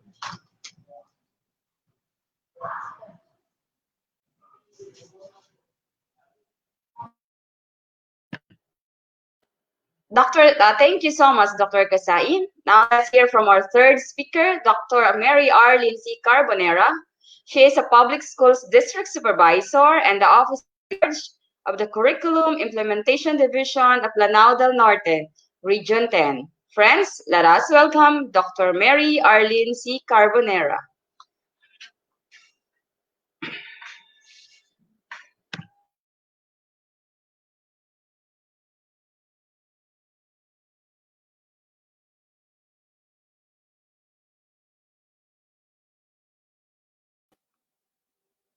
Go ahead, ma'am. I think your audio is muted.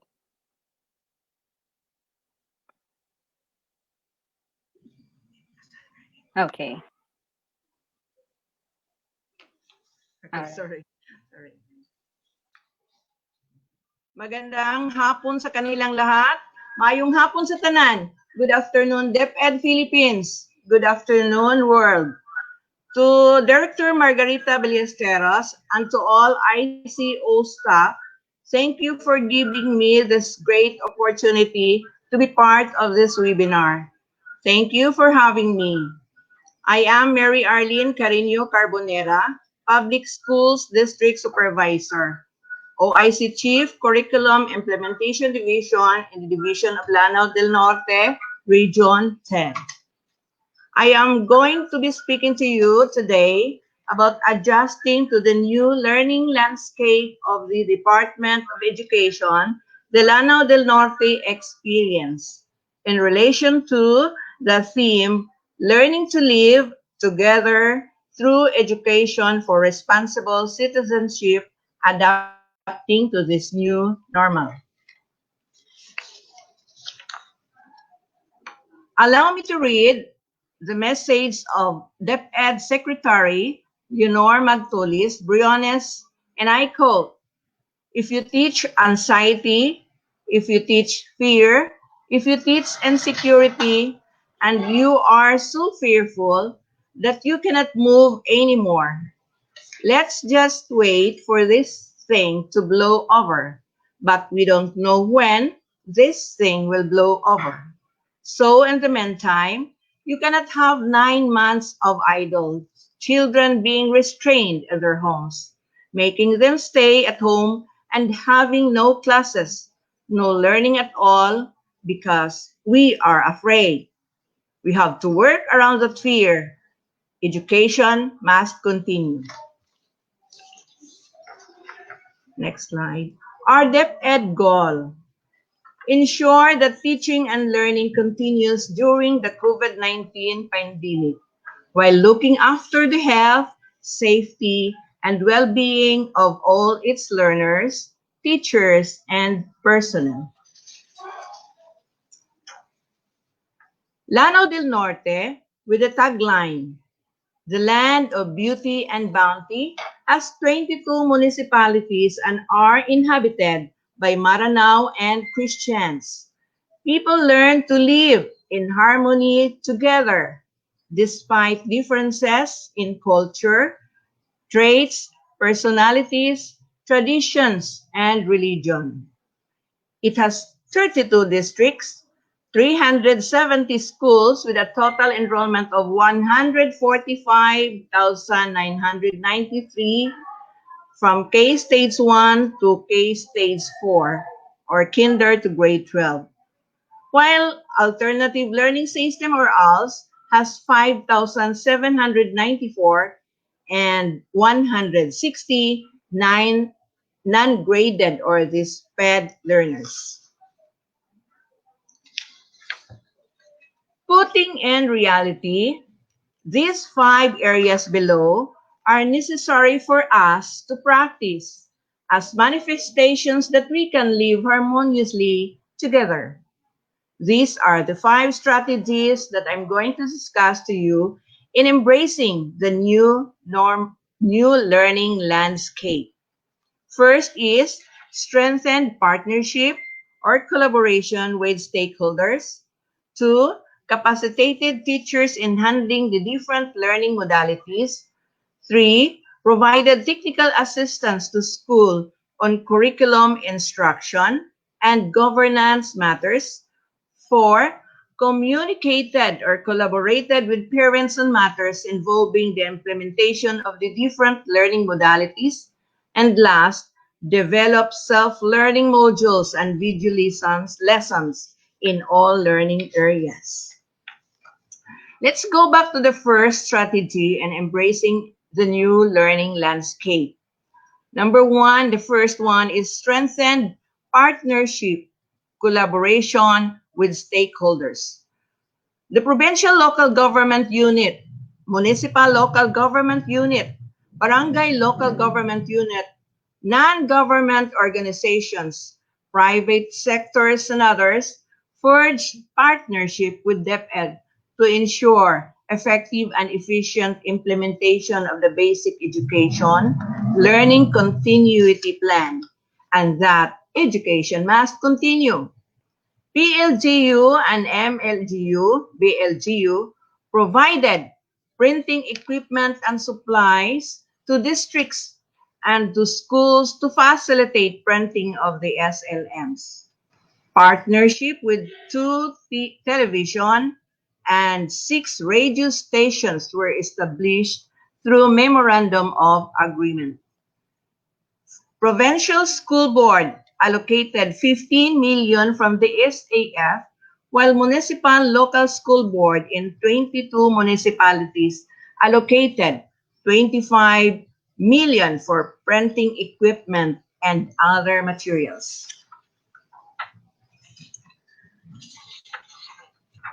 Let's proceed to the second strategy in embracing the new learning landscape.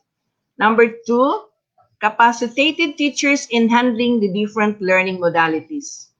DepEd provided learning opportunities for teachers to be capacitated with knowledge and skills needed for the delivery of instructions, adapting the new learning landscape of education. If you can see, we have here the pictures of our leaders, of our supervisors, helping in capacitating our school teachers. Various webinars were conducted on the different learning modalities, development and quality assurance of learning resources, both in print and digital formats. One of the webinars conducted was webinar on the production of video lessons last July 6 to 7. This webinar was initiated by Dr. Maria Eva S. Edon, Education Program Supervisor in English, who invited a speaker from Thailand, which resulted to this. We have two 11 qualified national teacher broadcasters. At first, we have 2, then followed by another 7, then another 3 just recently. So a total of 11 national teacher broadcasters in Lanao del Norte. Next slide, please.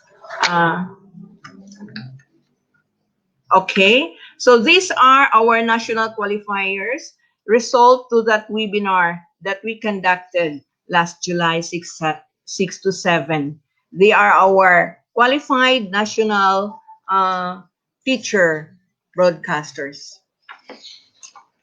Then the third strategy in embracing the new learning landscape provided technical assistance to schools on curriculum instruction and governance matters.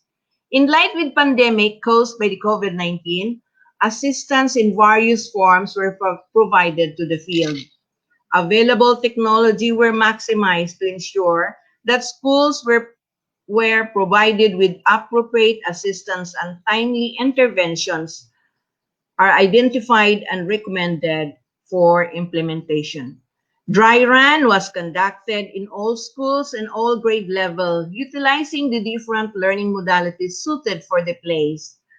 There was a focus group discussion after the dry run, conducted to gather data on issues and concerns, best practices and challenges for appropriate interventions.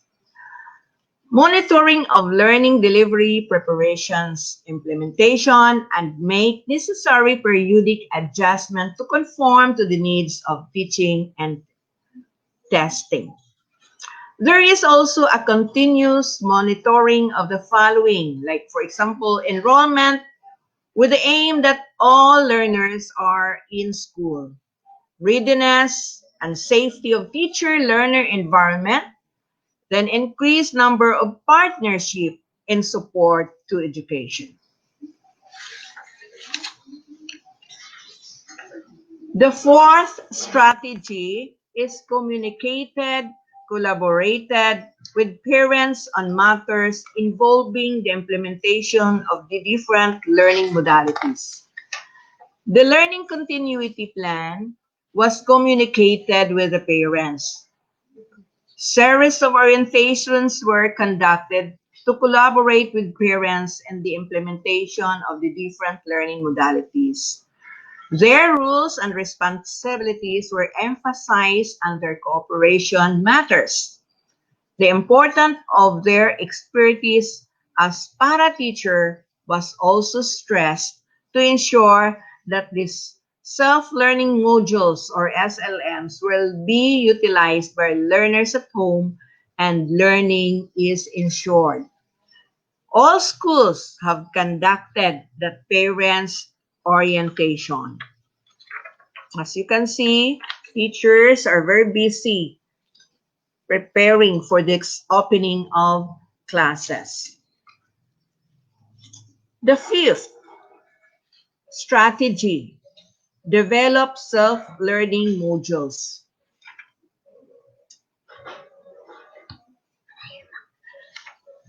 Video and audio lessons in all learning areas.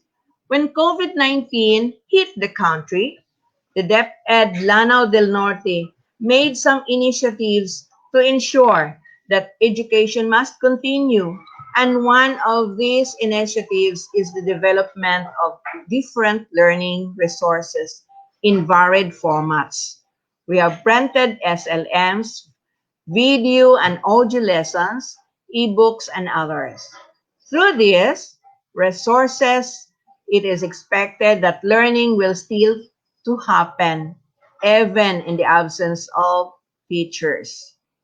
The face-to-face is a no-no this time until vaccine will come. will arrive.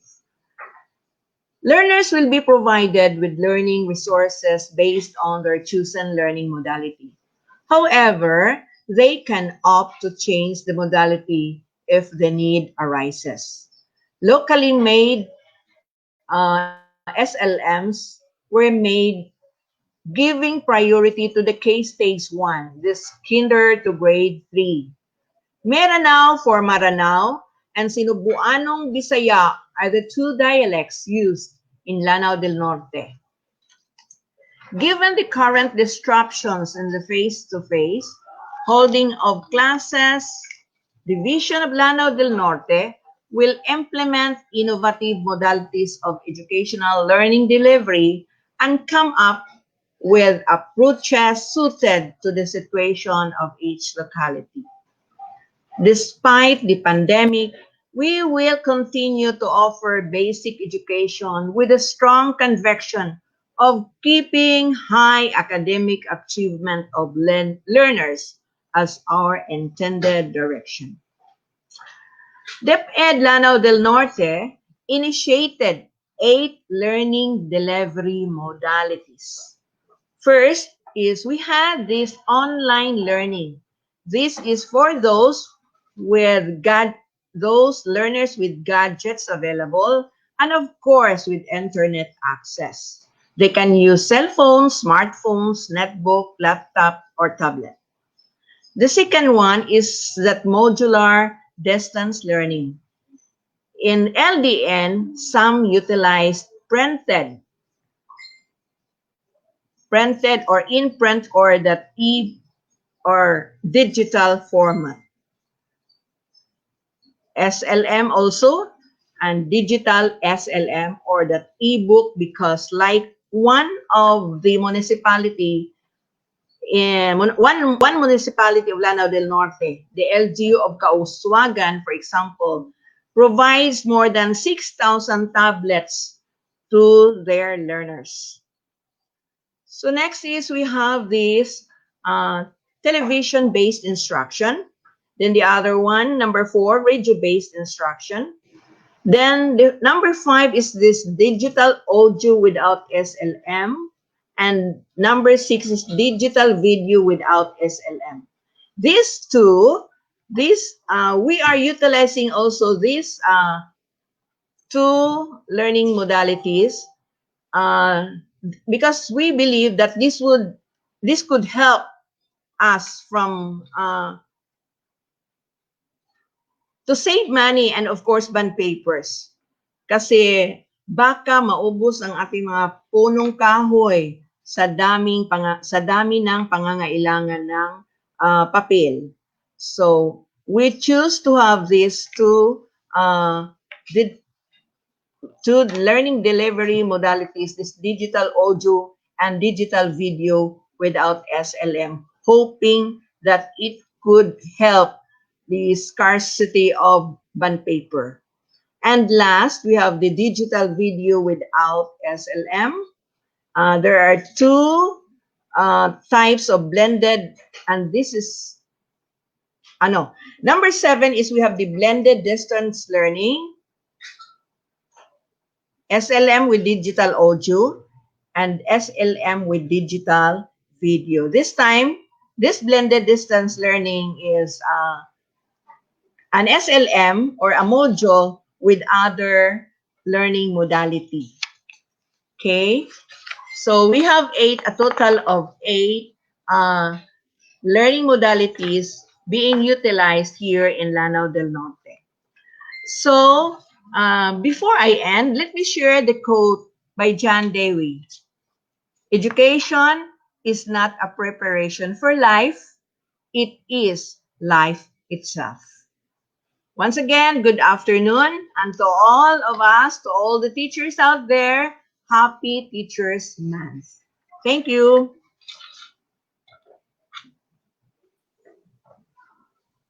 Thank you, Dr. Carbonera. We are really learning a lot from our speakers for today. Lastly, we have Dr. Bert J. Tuga. Dr. Tuga is the 11th president of the Philippine Normal University, the National Center for Teacher Education. Prior to his current post, he has occupied the following positions in the university: Vice President for Finance and Administration, Vice President for University Relations and Advancement and Campus Executive Director. Outside PNU, Dr. Tuga serves as Executive Director of the United Nations Association of the Philippines, board member of the Philippine Association for Teachers of Educational Foundations, and a member of the core team of the Asia Pacific Network on Global Citizenship Education. Ladies and gentlemen, Dr. Bert J. Tuga. Good afternoon.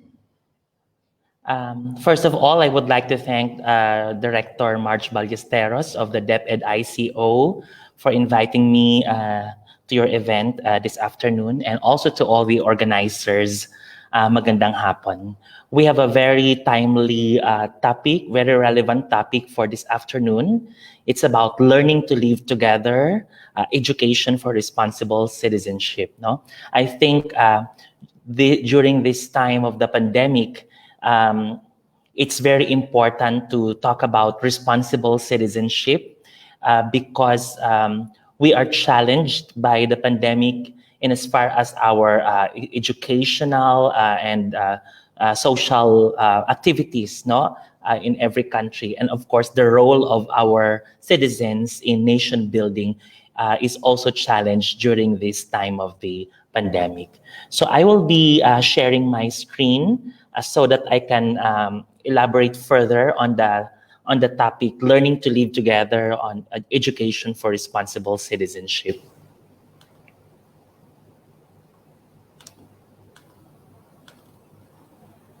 I would like to know if you can see my screen clearly.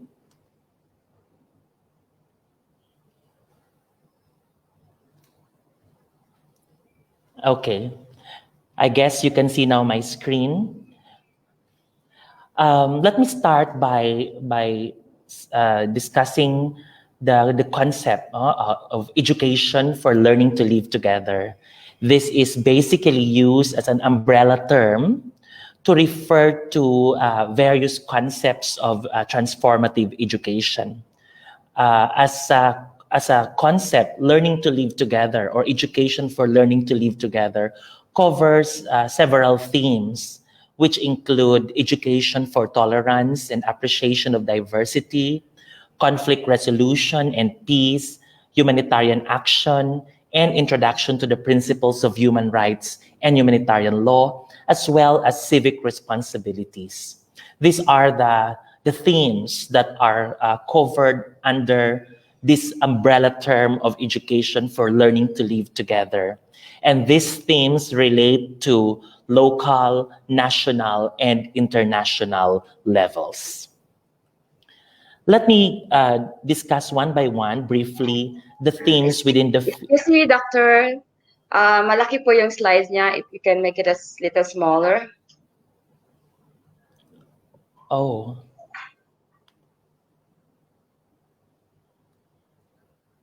How about that one? I think it's better. Okay, so we'll it's capturing just... the whole screen now po. Okay, so we'll just do it this way. I will not show the entire screen. Maybe this one. Yes. Okay, thank you for that. You. As I was saying, I will be talking about briefly one by one the themes or concepts I have mentioned, which are related or under the theme of education for learning to live together. One is values education and life skills education.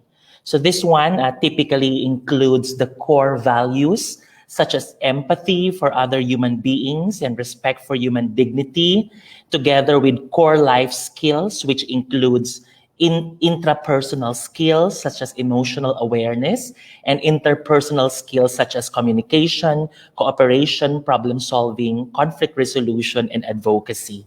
If you notice, some of these concepts or ideas as defined under values education and life skills education are very much relevant to the 21st century education that we are currently promoting in the K-12 curriculum. The other one, which is, I think, under education for learning to live together, is peace education. Peace education covers the core values and skills and introduction to human rights, since respect for human rights is needed for positive peace. And this also includes education for tolerance, which has similar concerns to peace education. And this also covers studies of the causes of conflict and its transformation and other global issues and problems. The third theme that's covered under Learning to Live Together is human rights education. And this includes the core skills and values such as critical thinking, empathy, avoiding stereotyping and exclusion, and the concepts associated with human rights and responsibilities. And some of this, or I think some of these elements are already enshrined in specific human rights instruments, such as the Conventions on the Rights of the Child, and also in our existing international laws on related to human rights. The fourth concept is citizenship or civic education. When you say citizenship or civic education, this covers learning about local, national, and international institutions, good governance, rule of law, democratic processes, and civil society and participation.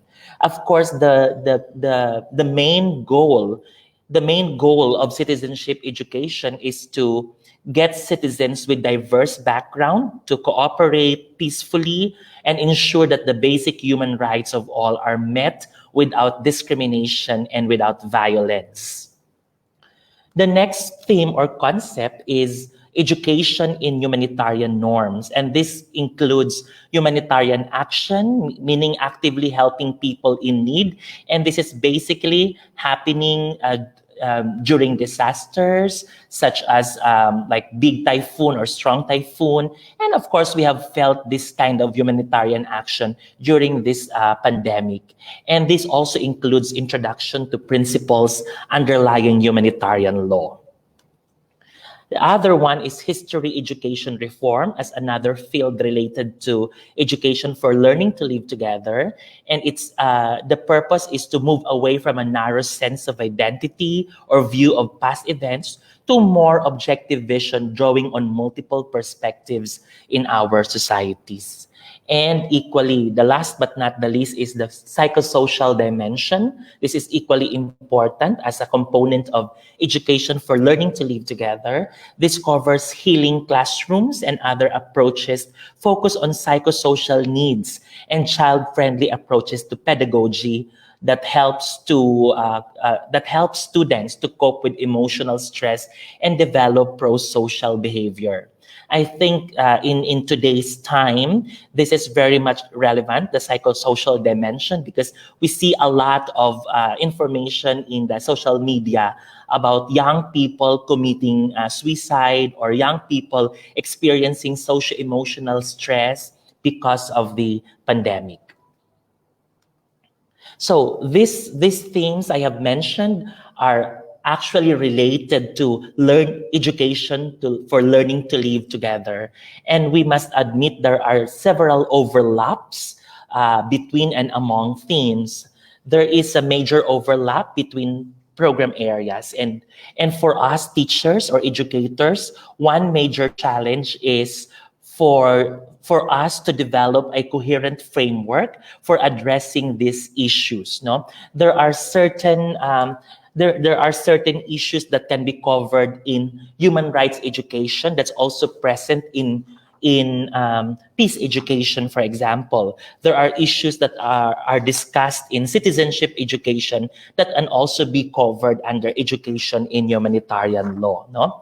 So the goal of all these themes or programs is transformative at a personal level, including the development of skills, concepts, values, and attitude that promote responsible behavior and reduce the risk of conflict in our communities and in our societies. So for such big goal, we need to have a holistic approach so that different things are systematically imbued in curriculum and provide mutual reinforcement. What I'm saying about a holistic approach is it's comprehensive to avoid having different overlapping of themes for policymakers and curriculum developers for them to avoid confusion. Without such a coherent framework, these topics and areas of learning risk falling between the cracks. For this, I would like to share a very specific project that we are doing right now with the Asia Pacific Center of Education for International Understanding and the Department of Education. We are doing a global citizenship education curriculum development and integration project. What we are looking at are the GSED concepts in our K-12 curriculum. How can they be integrated across levels and across subjects? While we are on the process of doing this, we already saw some similarities or areas of relationships with the other transformative education initiatives like GSED and peace education, or GSED and human rights education, or GSED and education for sustainable development, or even values education for that matter. So there's a need to come up with a holistic framework in order that we recognize these overlaps and in order that we maximize in the curriculum development and integration the strengths of these themes during the implementation of the curriculum.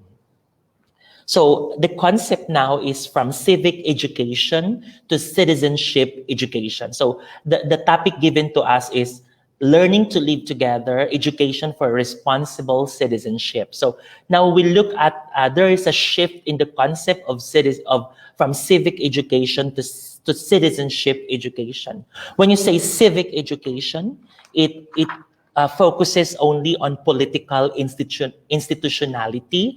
I'm referring to the process of embedding some conceptions such as belief or norm or social role in a particular mode of behavior in our society. And this is often taught as a final subject in school, and it aimed at acquisition of knowledge or focus on content. However, when you talk about citizenship education, it's triple focus.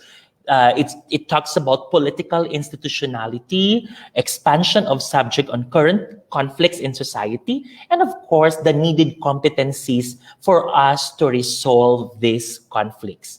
And it does not only offered in one specific level, it is present from beginning to end of a school cycle, and not only focus on acquiring knowledge, but also abilities and attitudes in context and practices based on democratic and participatory relations.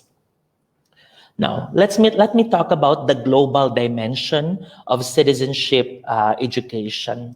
There are challenges regarding how to approach education for the global aspects when we talk about the themes I have mentioned a while ago.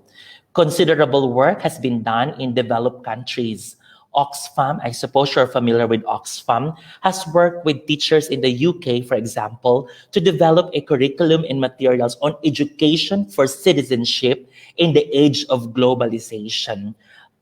Maybe others could relate to this. Maybe we can say this is highly relevant to what I mentioned a while ago, which is global citizenship education. Because now I'm introducing a concept of global citizen.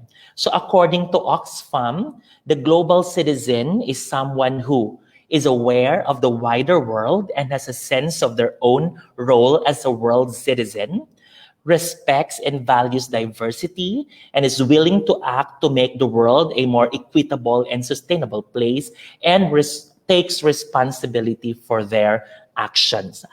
If you look at these concepts, these are very much relevant or related to education for responsible citizenship. But please do not get me wrong that when I say global citizenship, we abandon our national or local citizenship and embrace this global or world citizenship. I think we need to highlight that global citizenship creates a very good dynamics or relationship between local and the global. So it does not make you reject your national or your local identity. It rather gives you the opportunity to appreciate the world, the global, through the local practices, through the local beliefs, and so on. And sometimes these actions or these issues or problems that are global in nature are also happening in our societies, and actions can be done easily in our own locality or community. So we need a holistic approach, enabling education in full range of themes I have mentioned a while ago. The curriculum should enable children and young people to explore all the themes mentioned above or mentioned a while ago, and to learn and internalize them in a way that will help them respect others and their needs. And in one document, it says many of the themes are cited as goals in the International Covenant on Economic, Social, and Cultural Rights, referring to Article 13, and likewise in the Convention on the Rights of Child in Article 29. Let me just show what's Article 29 on the Conventions on the Rights of the Child. State parties agree that the education of the child shall be directed to A, the development of the child's personality, talents, and mental and physical abilities to their fullest potential. B, the development of respect for human rights and fundamental freedoms. C, the development for respect of national values and those of other civilizations. Okay, that's very clear. The preparation of the child for responsible life in a free society, in the spirit of understanding, peace, tolerance, equality, and so on, and the development of respect for the natural environment. So I think this covers several aspects of the themes I have mentioned a while ago, and they actually promote responsible citizenship in our own state or in our own countries. Let me continue with the next one.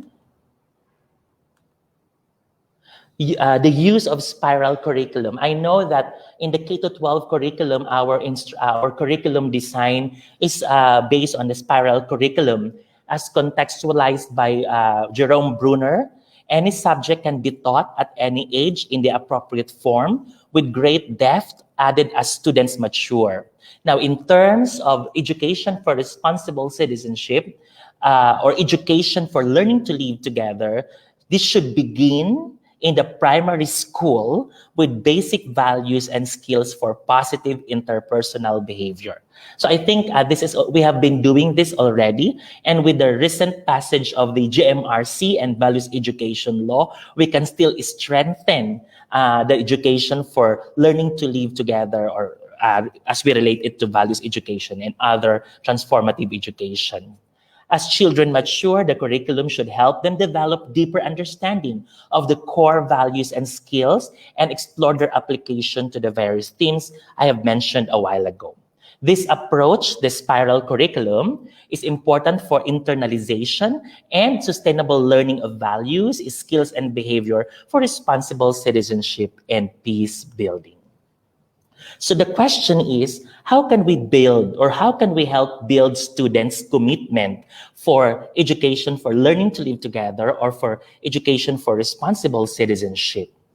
The challenge is how to engage students at a personal level. They always say that values are not taught, values are caught. So we have to start making these important values or concepts naturally cultivated among our students or learners. So the objective is not just learning and retention of facts, but for students to have the skills and values needed to play an active and positive role in relation to school, family, society, national, and global issues. So this also includes the development of higher cognitive skills such as analysis and problem solving, which are required, as well as procedural skills like the mediation and social inclusion. So here are some of the examples of learning activities that can be used to engage students as persons and generate commitment among them for nation or community building. The use of stories that engage students' empathy and introduce concepts and skills and values and problem solving, supportive of citizenship and peace building behaviors. The use of photographs or pictures, the use of game-like structured of activities and role play, the use of cultural and religious references such as traditional sayings and stories, expressive activities like the use of expressive activities like art, drama, poetry, creative writing, dance, music, no? The use of events that occur in the classroom and those that occur in the school environment, and probably reading a section of a textbook or other learning materials, preferably written to help teachers and students have an open class discussion of the issues that they actually experience locally, nationally, and globally. So these are just of the some examples of learning activities that can be used by teachers and educators in their own classrooms, regardless of the subject that they're teaching, in order to promote or integrate learning to live together or education for responsible citizenship in our curriculum. As I end my sharing this afternoon, please allow me to give you this statement of Ban Ki-moon, former UN Secretary General. Education gives us a profound understanding that we are tied together as citizens of the global community and that our challenges are interconnected. And just to add, if our challenges are interconnected, the development of solutions and the implementation of actions to solve these issues and problems, we can also interrelate and interconnect with each other to make it more effective.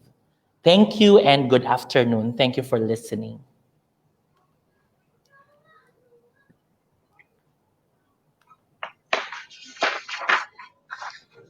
Thank you, Dr. Tuga. I also used that quotation from former General Ban Ki-moon during my last talk. Okay, thank you very much to all our speakers for today. We will now proceed to the question and answer part of this session. Please type in your question in the comment box in our Facebook Live. Our speakers are most willing to answer at least one of them.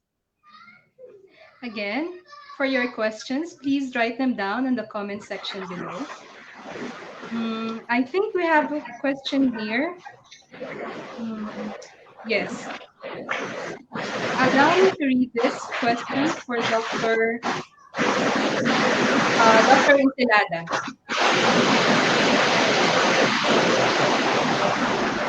Dr. Encelada, okay. I think this question is for you. How significant is the role of the elders in the community in developing the younger generation to become responsible citizens?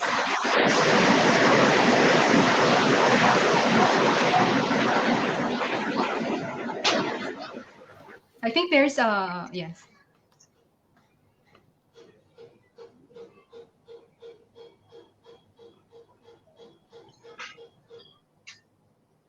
Yes.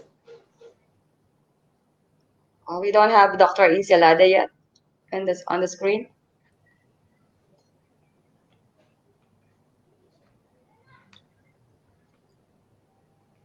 Okay, so I think let's go and move on to let's have this question.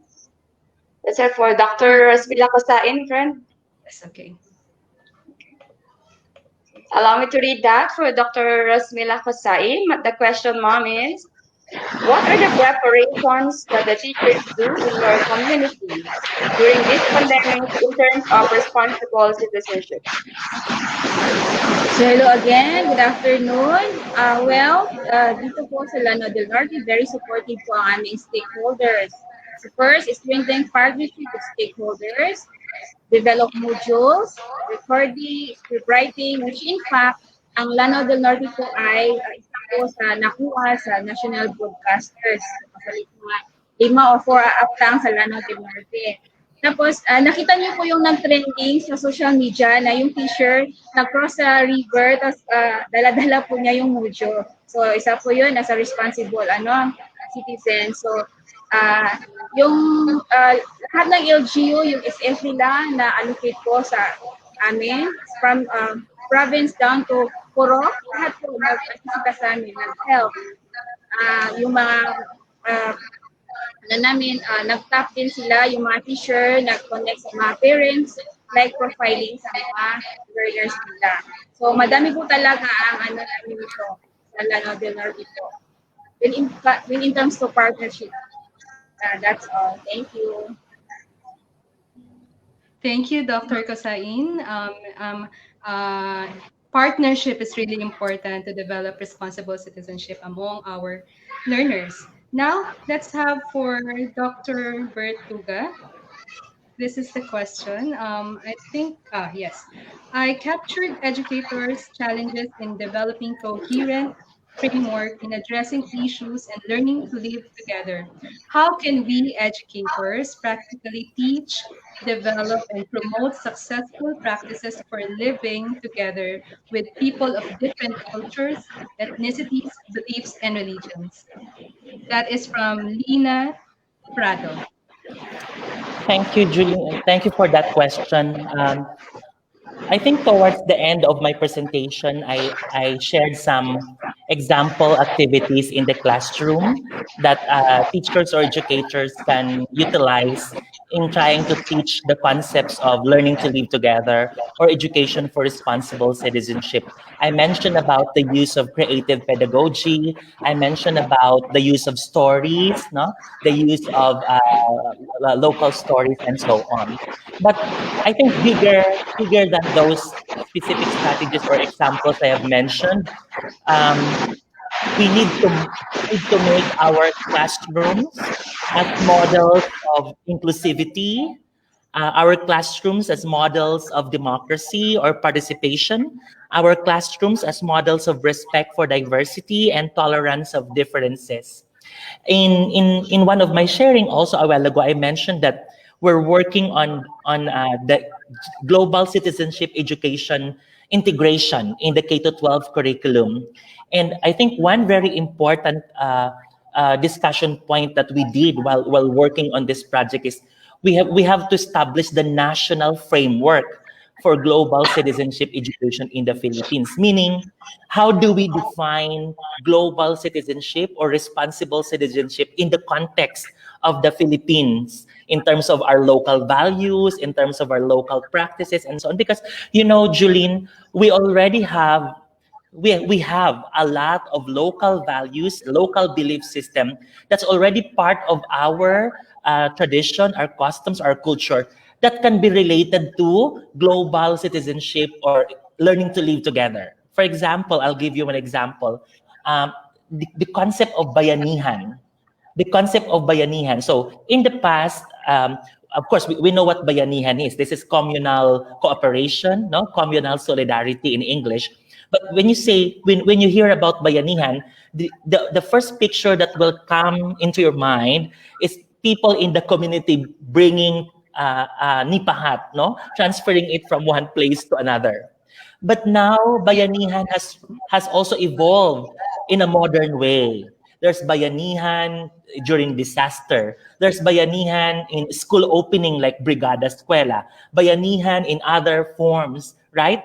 And this is about communal solidarity. This is about community cooperation, which promotes responsible citizenship in our community. So if we look at these best practices, use them as a springboard in teaching these lessons in our classroom, people or students can easily relate with them because they experience them every day, they see them every day, and they have actual experiences and lessons. Thank you.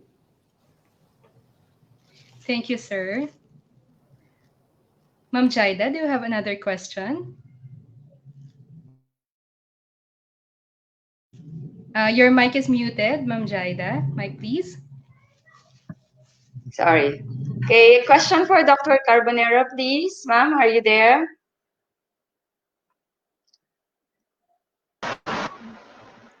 There she is. Okay. Okay, ma'am, here is the question.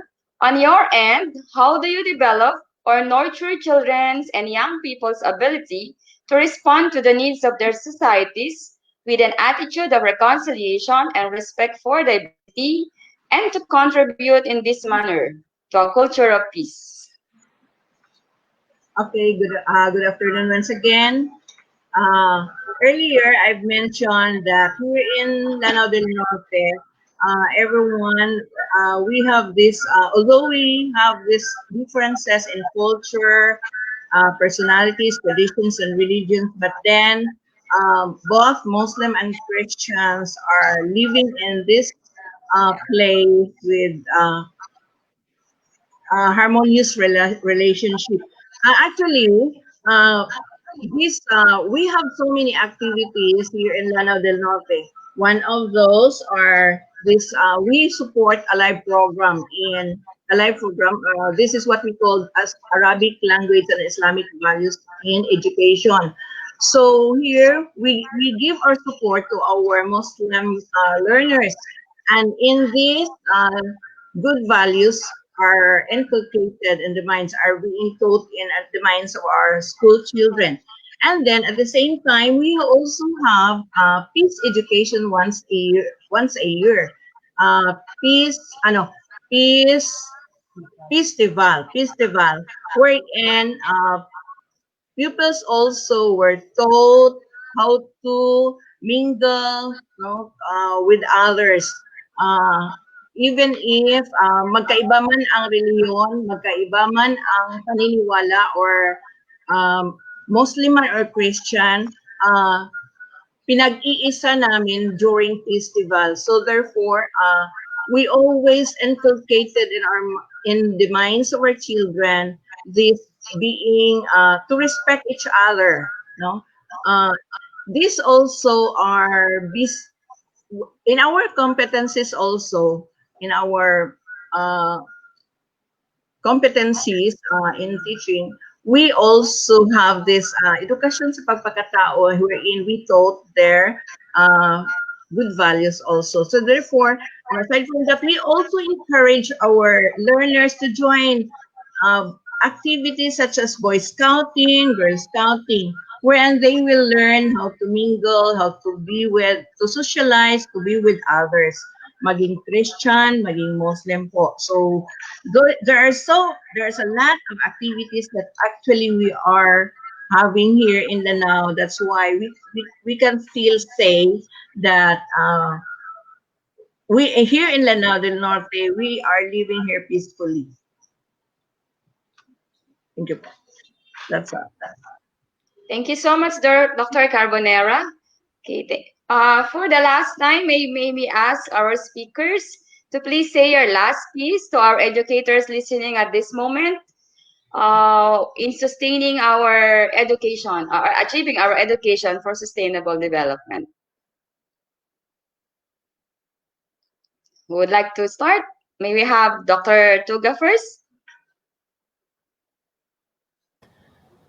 Thank you. I thank you for that. I think the pandemic has taught us a lot of very important lessons about our education, our practices in the past, our current practices, and also the kind of priorities that we should develop as part of our future in education.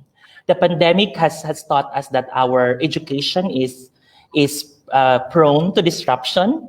It's prone to some disturbances.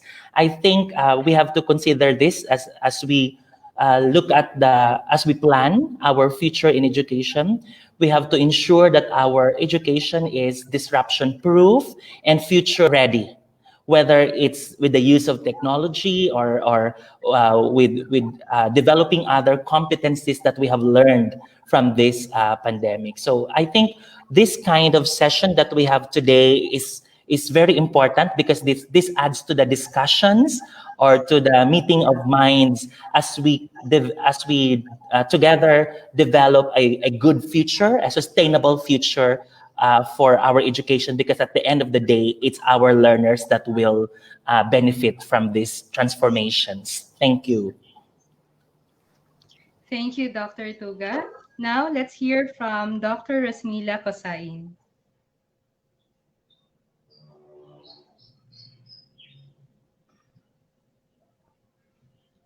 Yes, Hello, ma'am. so again, good afternoon.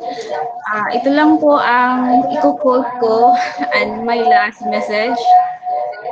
Invest in education because the most important equipment is education. That's all. Thank you, Dr. Rosnila. May we have our last speaker, Dr. Carbonera? For our school children especially, we want them to be responsible citizen in the future. So kahit man lang sa kunting pamamaraan, just like uh, observing this or following this health minimum health standard protocol, wearing masks, for example, washing hands, maintaining that social distancing. Through observing or doing that, it means that you care for everyone. So if you wear mask, this means so others might will see also that you are wearing mask. So therefore, they will feel that they are loved. So therefore, this is just sometimes because sometimes yung iba kasi they took this for granted, these uh, minimum health uh, standard, no, or protocol. So therefore, this is just a little thing, but then it means a lot to everyone. Thank you. Thank you. Thank you, Dr. Carbonera. I think we will have Dr. Jesus Ensilada later Yeah. if we will be able to. Yes, if he will be able to join us later. All right. Thank you very much again, Dr. Carbonera, Dr. Tuga, and Dr. Kasagin. Now let's have Ma'am Jaida. Yeah, okay. Now, dear participants, may I request you to go to menti.com and key in the same code. Okay, 3383123. Please answer the question posted there. Again, please enter the code 3383123.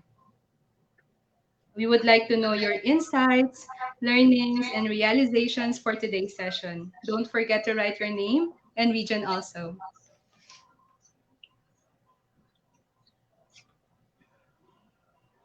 Okay, let's look at Do you the have that? screen. Mhm. Let's see if they are answering now. Mhm. Oh, that's a bigger one again. It's your time, Mom Julene, to read them. I don't have my 2020 vision anymore. Okay, so let me read this one insight here. I've learned that being a responsible citizen is more than knowing my role in my community. Wow. It is all about taking actions on how to build a more peaceful world by being an agent of change. Wow. That's a very great realization for today's session. How about this one?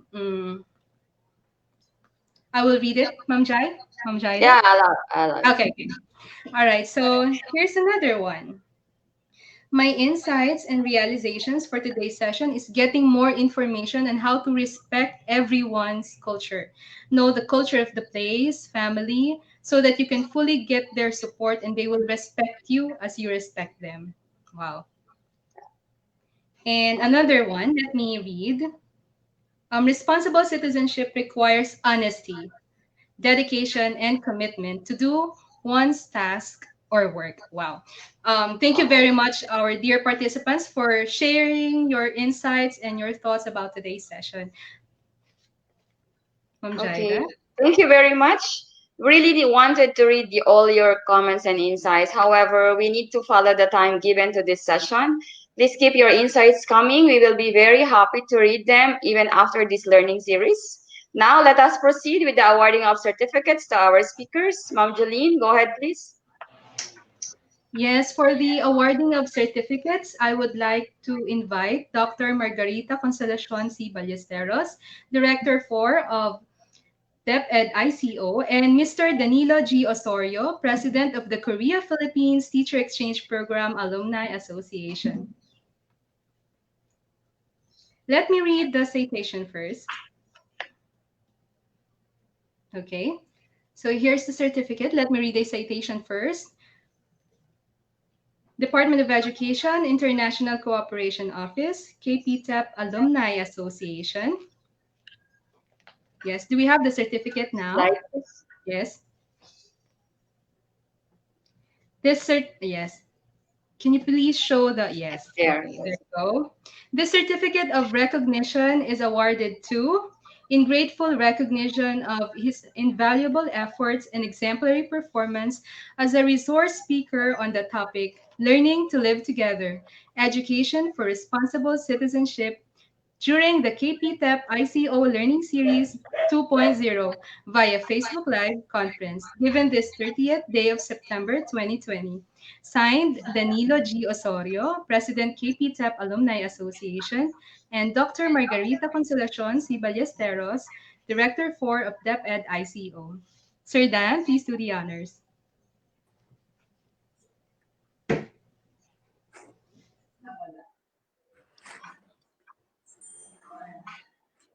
Hindi, sila yung introduce. Go ahead, Sir Dan. Okay.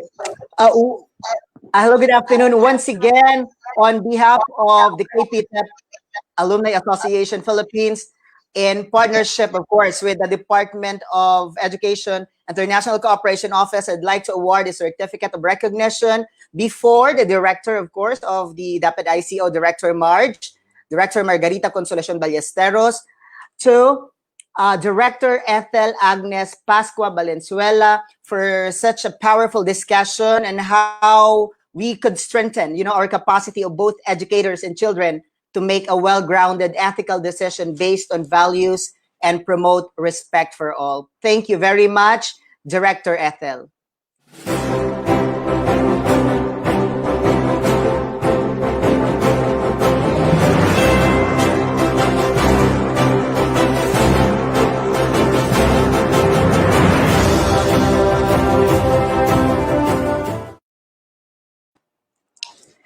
Yay!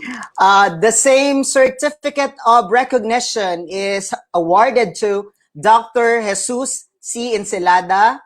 Thank you, Dr. Jess, for your comprehensive discussion on learning to live together in the context of indigenous people. We do respect your advocacy as a responsible global citizen that have actually impacted our community or your community. Thank you once again, Doc Jess. Of course, given this 30th day of September 2020, signed by the KPTEP Alumni President, Danilo Osorio, and Director Marge of the DepEd ICO. Thank you so much.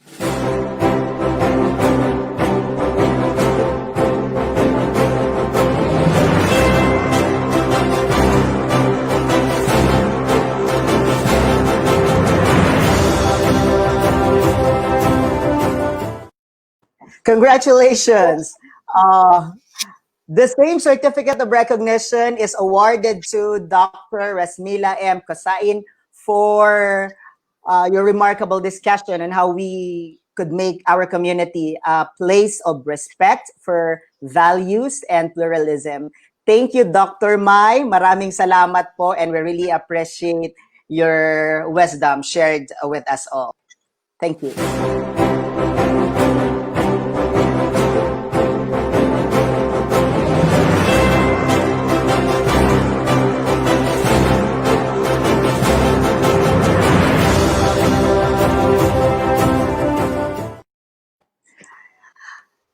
Our gratefulness as well, of course, to Dr. Mary Arlene Carbonera for that interesting study on how we could adapt, to this education's new landscape, new learning landscape, and we really appreciate that. And this certificate of recognition is signed by the KPTEP President and Director of the DepEd ICO. Thank you so much, Dr. Arlene.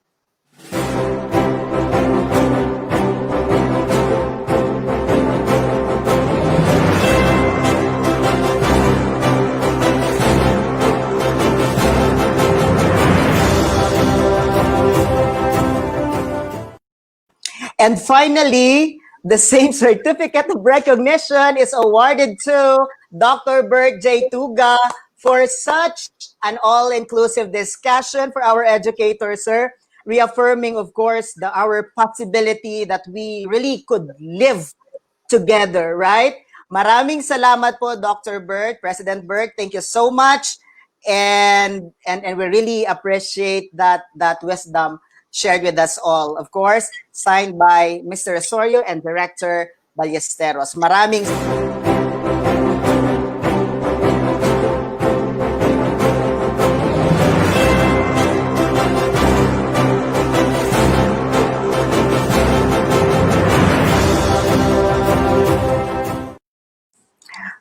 wow. What an overwhelming and engaging discussion we have today.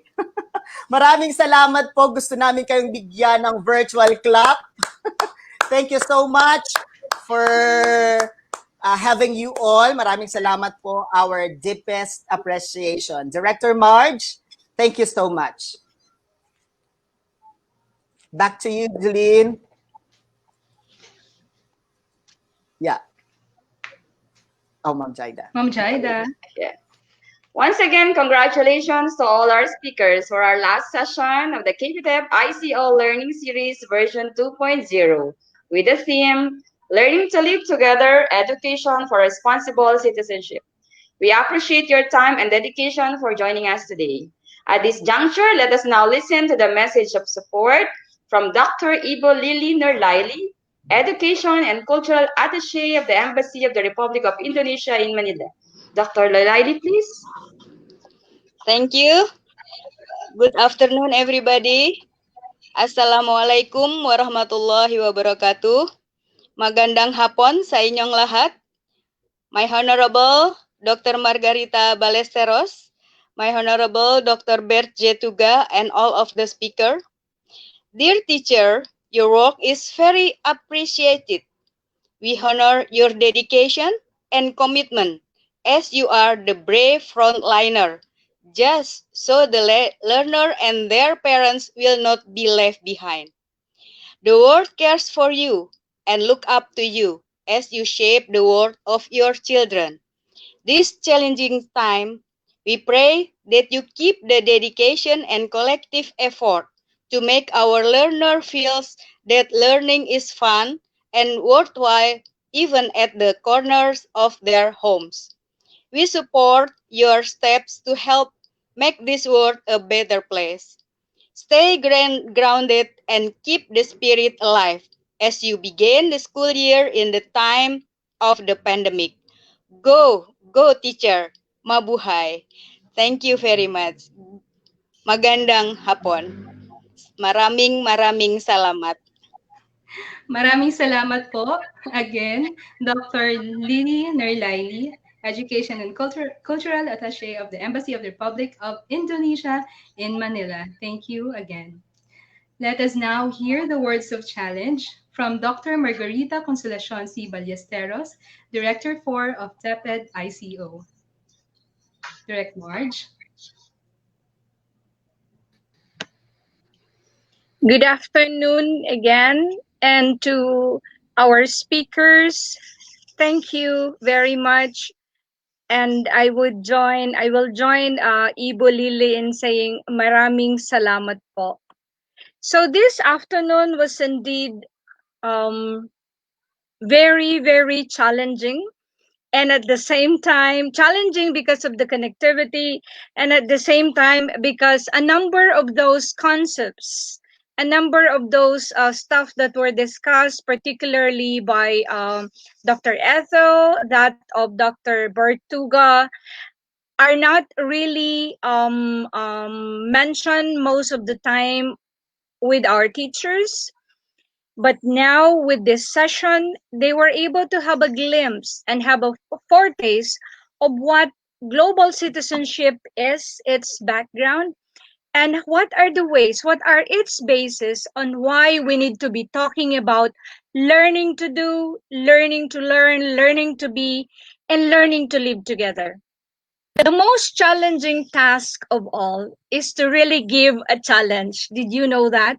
And every week, and if I look forward to the closing of every session of this grounded series, and considering that this is the last of the 4 sessions, I am more challenged to really think deeper on the real meaning and the real essence of who a teacher is and who a teacher should be.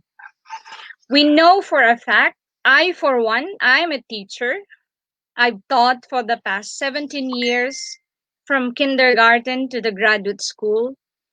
And looking back, I could say teaching is not only challenging, but teaching is life. With all of this humongous work that we have, the many preparations of a teacher, if we try to look back, those of the same age as mine, we were prepared, we were trained in a time where technology was only used minimally. Now, the 21st century learners have teachers. Most of them are products of the 19th century curriculum. So as Dr. Bert Tuga gave us a challenge in his presentation as well, we need to catch up and we need to be transformed. As he was talking about transformative education, my brain went on and on with the movie The Transformers. Why all of these things are happening? Because every single day there's a transformation that is happening from within in each of one's life. Yours, mine, ours. As teachers, as we teach the 21st century learners, we need to be prepared not only of what were given to us during our pre-service, but every day we need to arm ourselves with a number of things.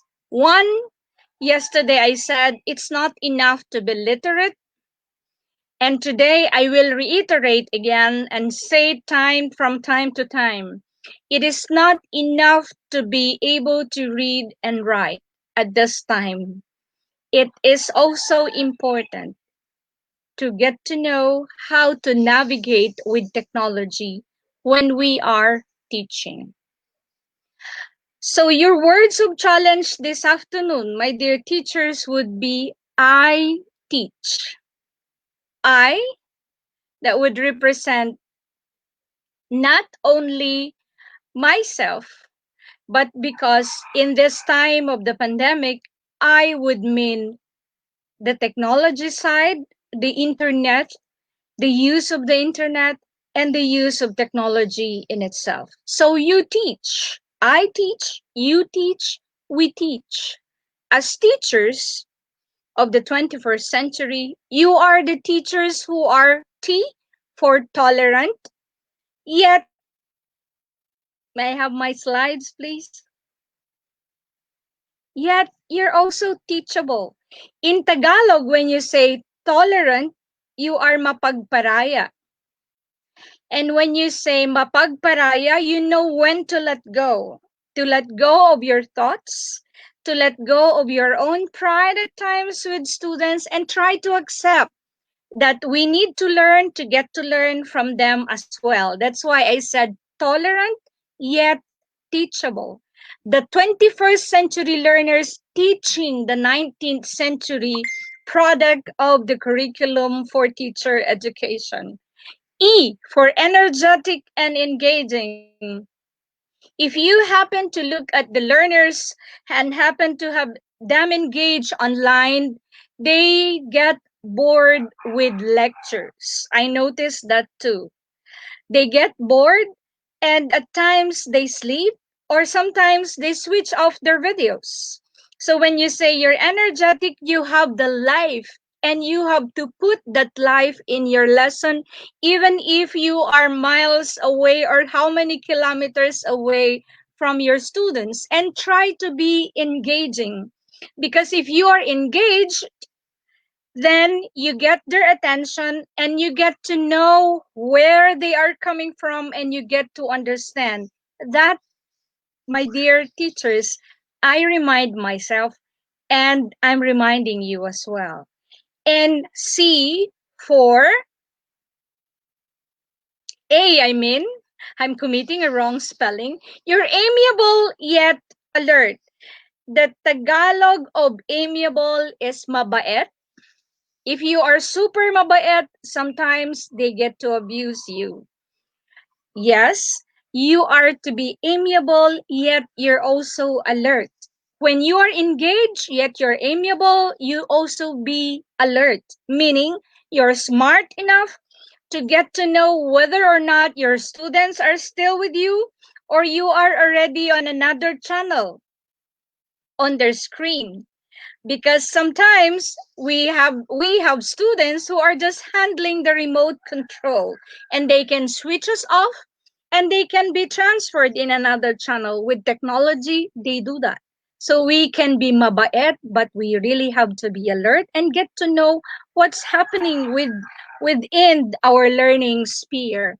Next is letter C, and this is quite tough, challenging for teachers, because as teachers, when you get to feel that you have that compassion, meaning you know where the student is coming from. Being compassionate is one of the things that we have to imbibe within, from within, and also among us as teachers and educators, and also that commitment. Yes, when we show compassion, because we are also compassionate of ourselves and with ourselves, and committed to the work that we do, committed to what we have sworn in. When we passed the let, we promised before the PRC ID was released, or the license was given to us. And because you are committed, you have seen the experiences of the teachers of Lanao. Also here in my area, we have seen teachers walking from the foot of the mountain up for 3, 4, 5 hours just to bring the materials. What commitment and what passion have they got for these teachers? Even if you slept, you spent during the wee hours to prepare those modules. That's the big letter M these days, the modules, because we want our learners to get to learn and get to be engaged. Dahil si teacher ay amiable, mabait, compassionate, and yet committed. And of course, all of these things as a teacher will only be possible, will only reflect or radiate from within when letter H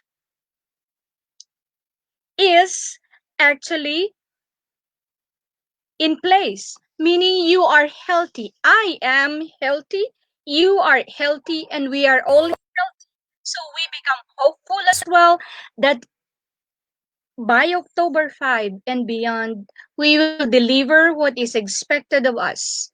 We will give our best because we know we gave our best as well in preparing those modules and those assessment materials. So, to everyone, I would like to thank you for participating for the 4 sessions of Grounded.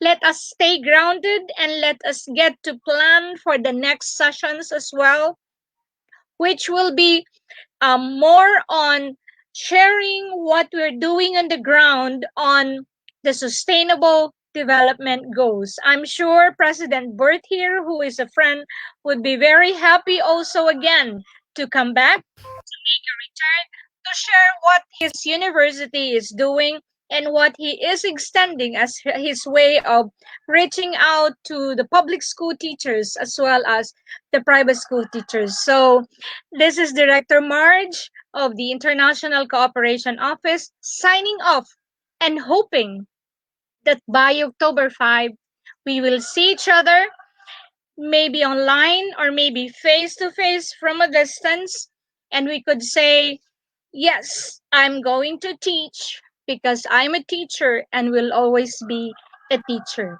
To everyone, good afternoon and happy World Teachers Day for October 5.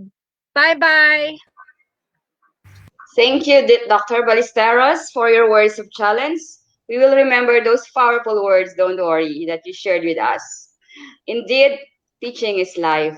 Okay, we will keep this in our mind, especially now that everyone is preparing for the very fast approaching resumption of classes. Angeline? Yes, that's right. Thank you again, Director Marge. And for the announcements, let's have the first one.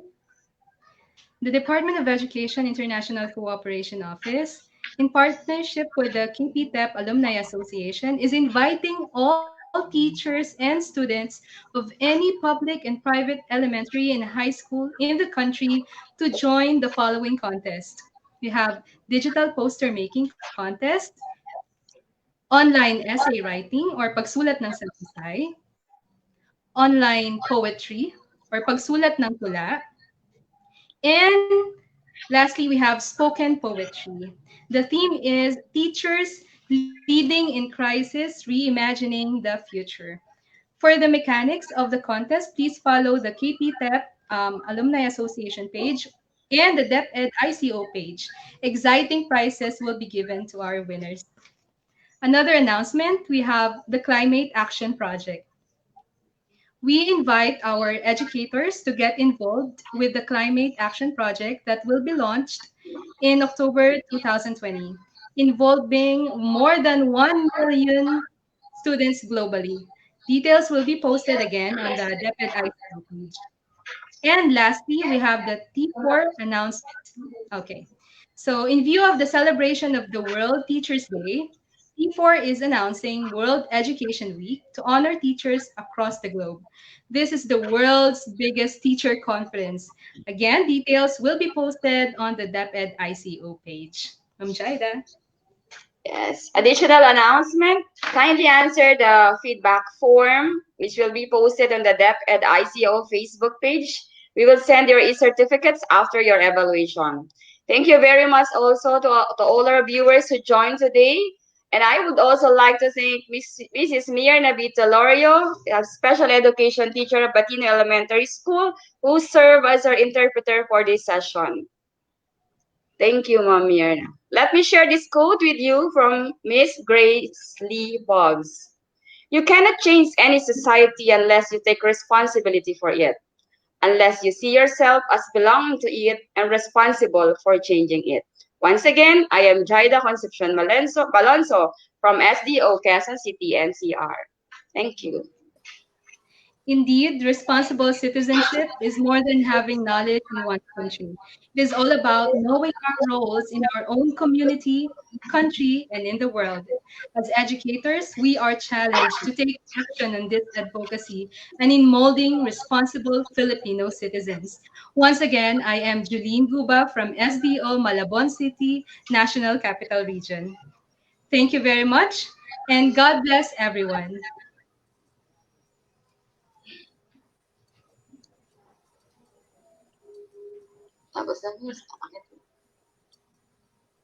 May I request everyone to smile and I'll take your photos. 1, 2, 3. One more, please. 1. Okay. 1, 2, 3. Thank you very much.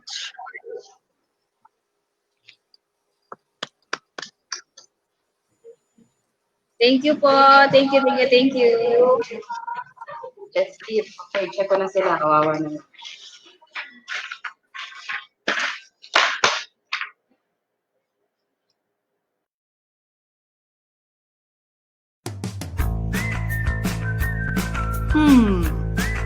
How should I interact with them?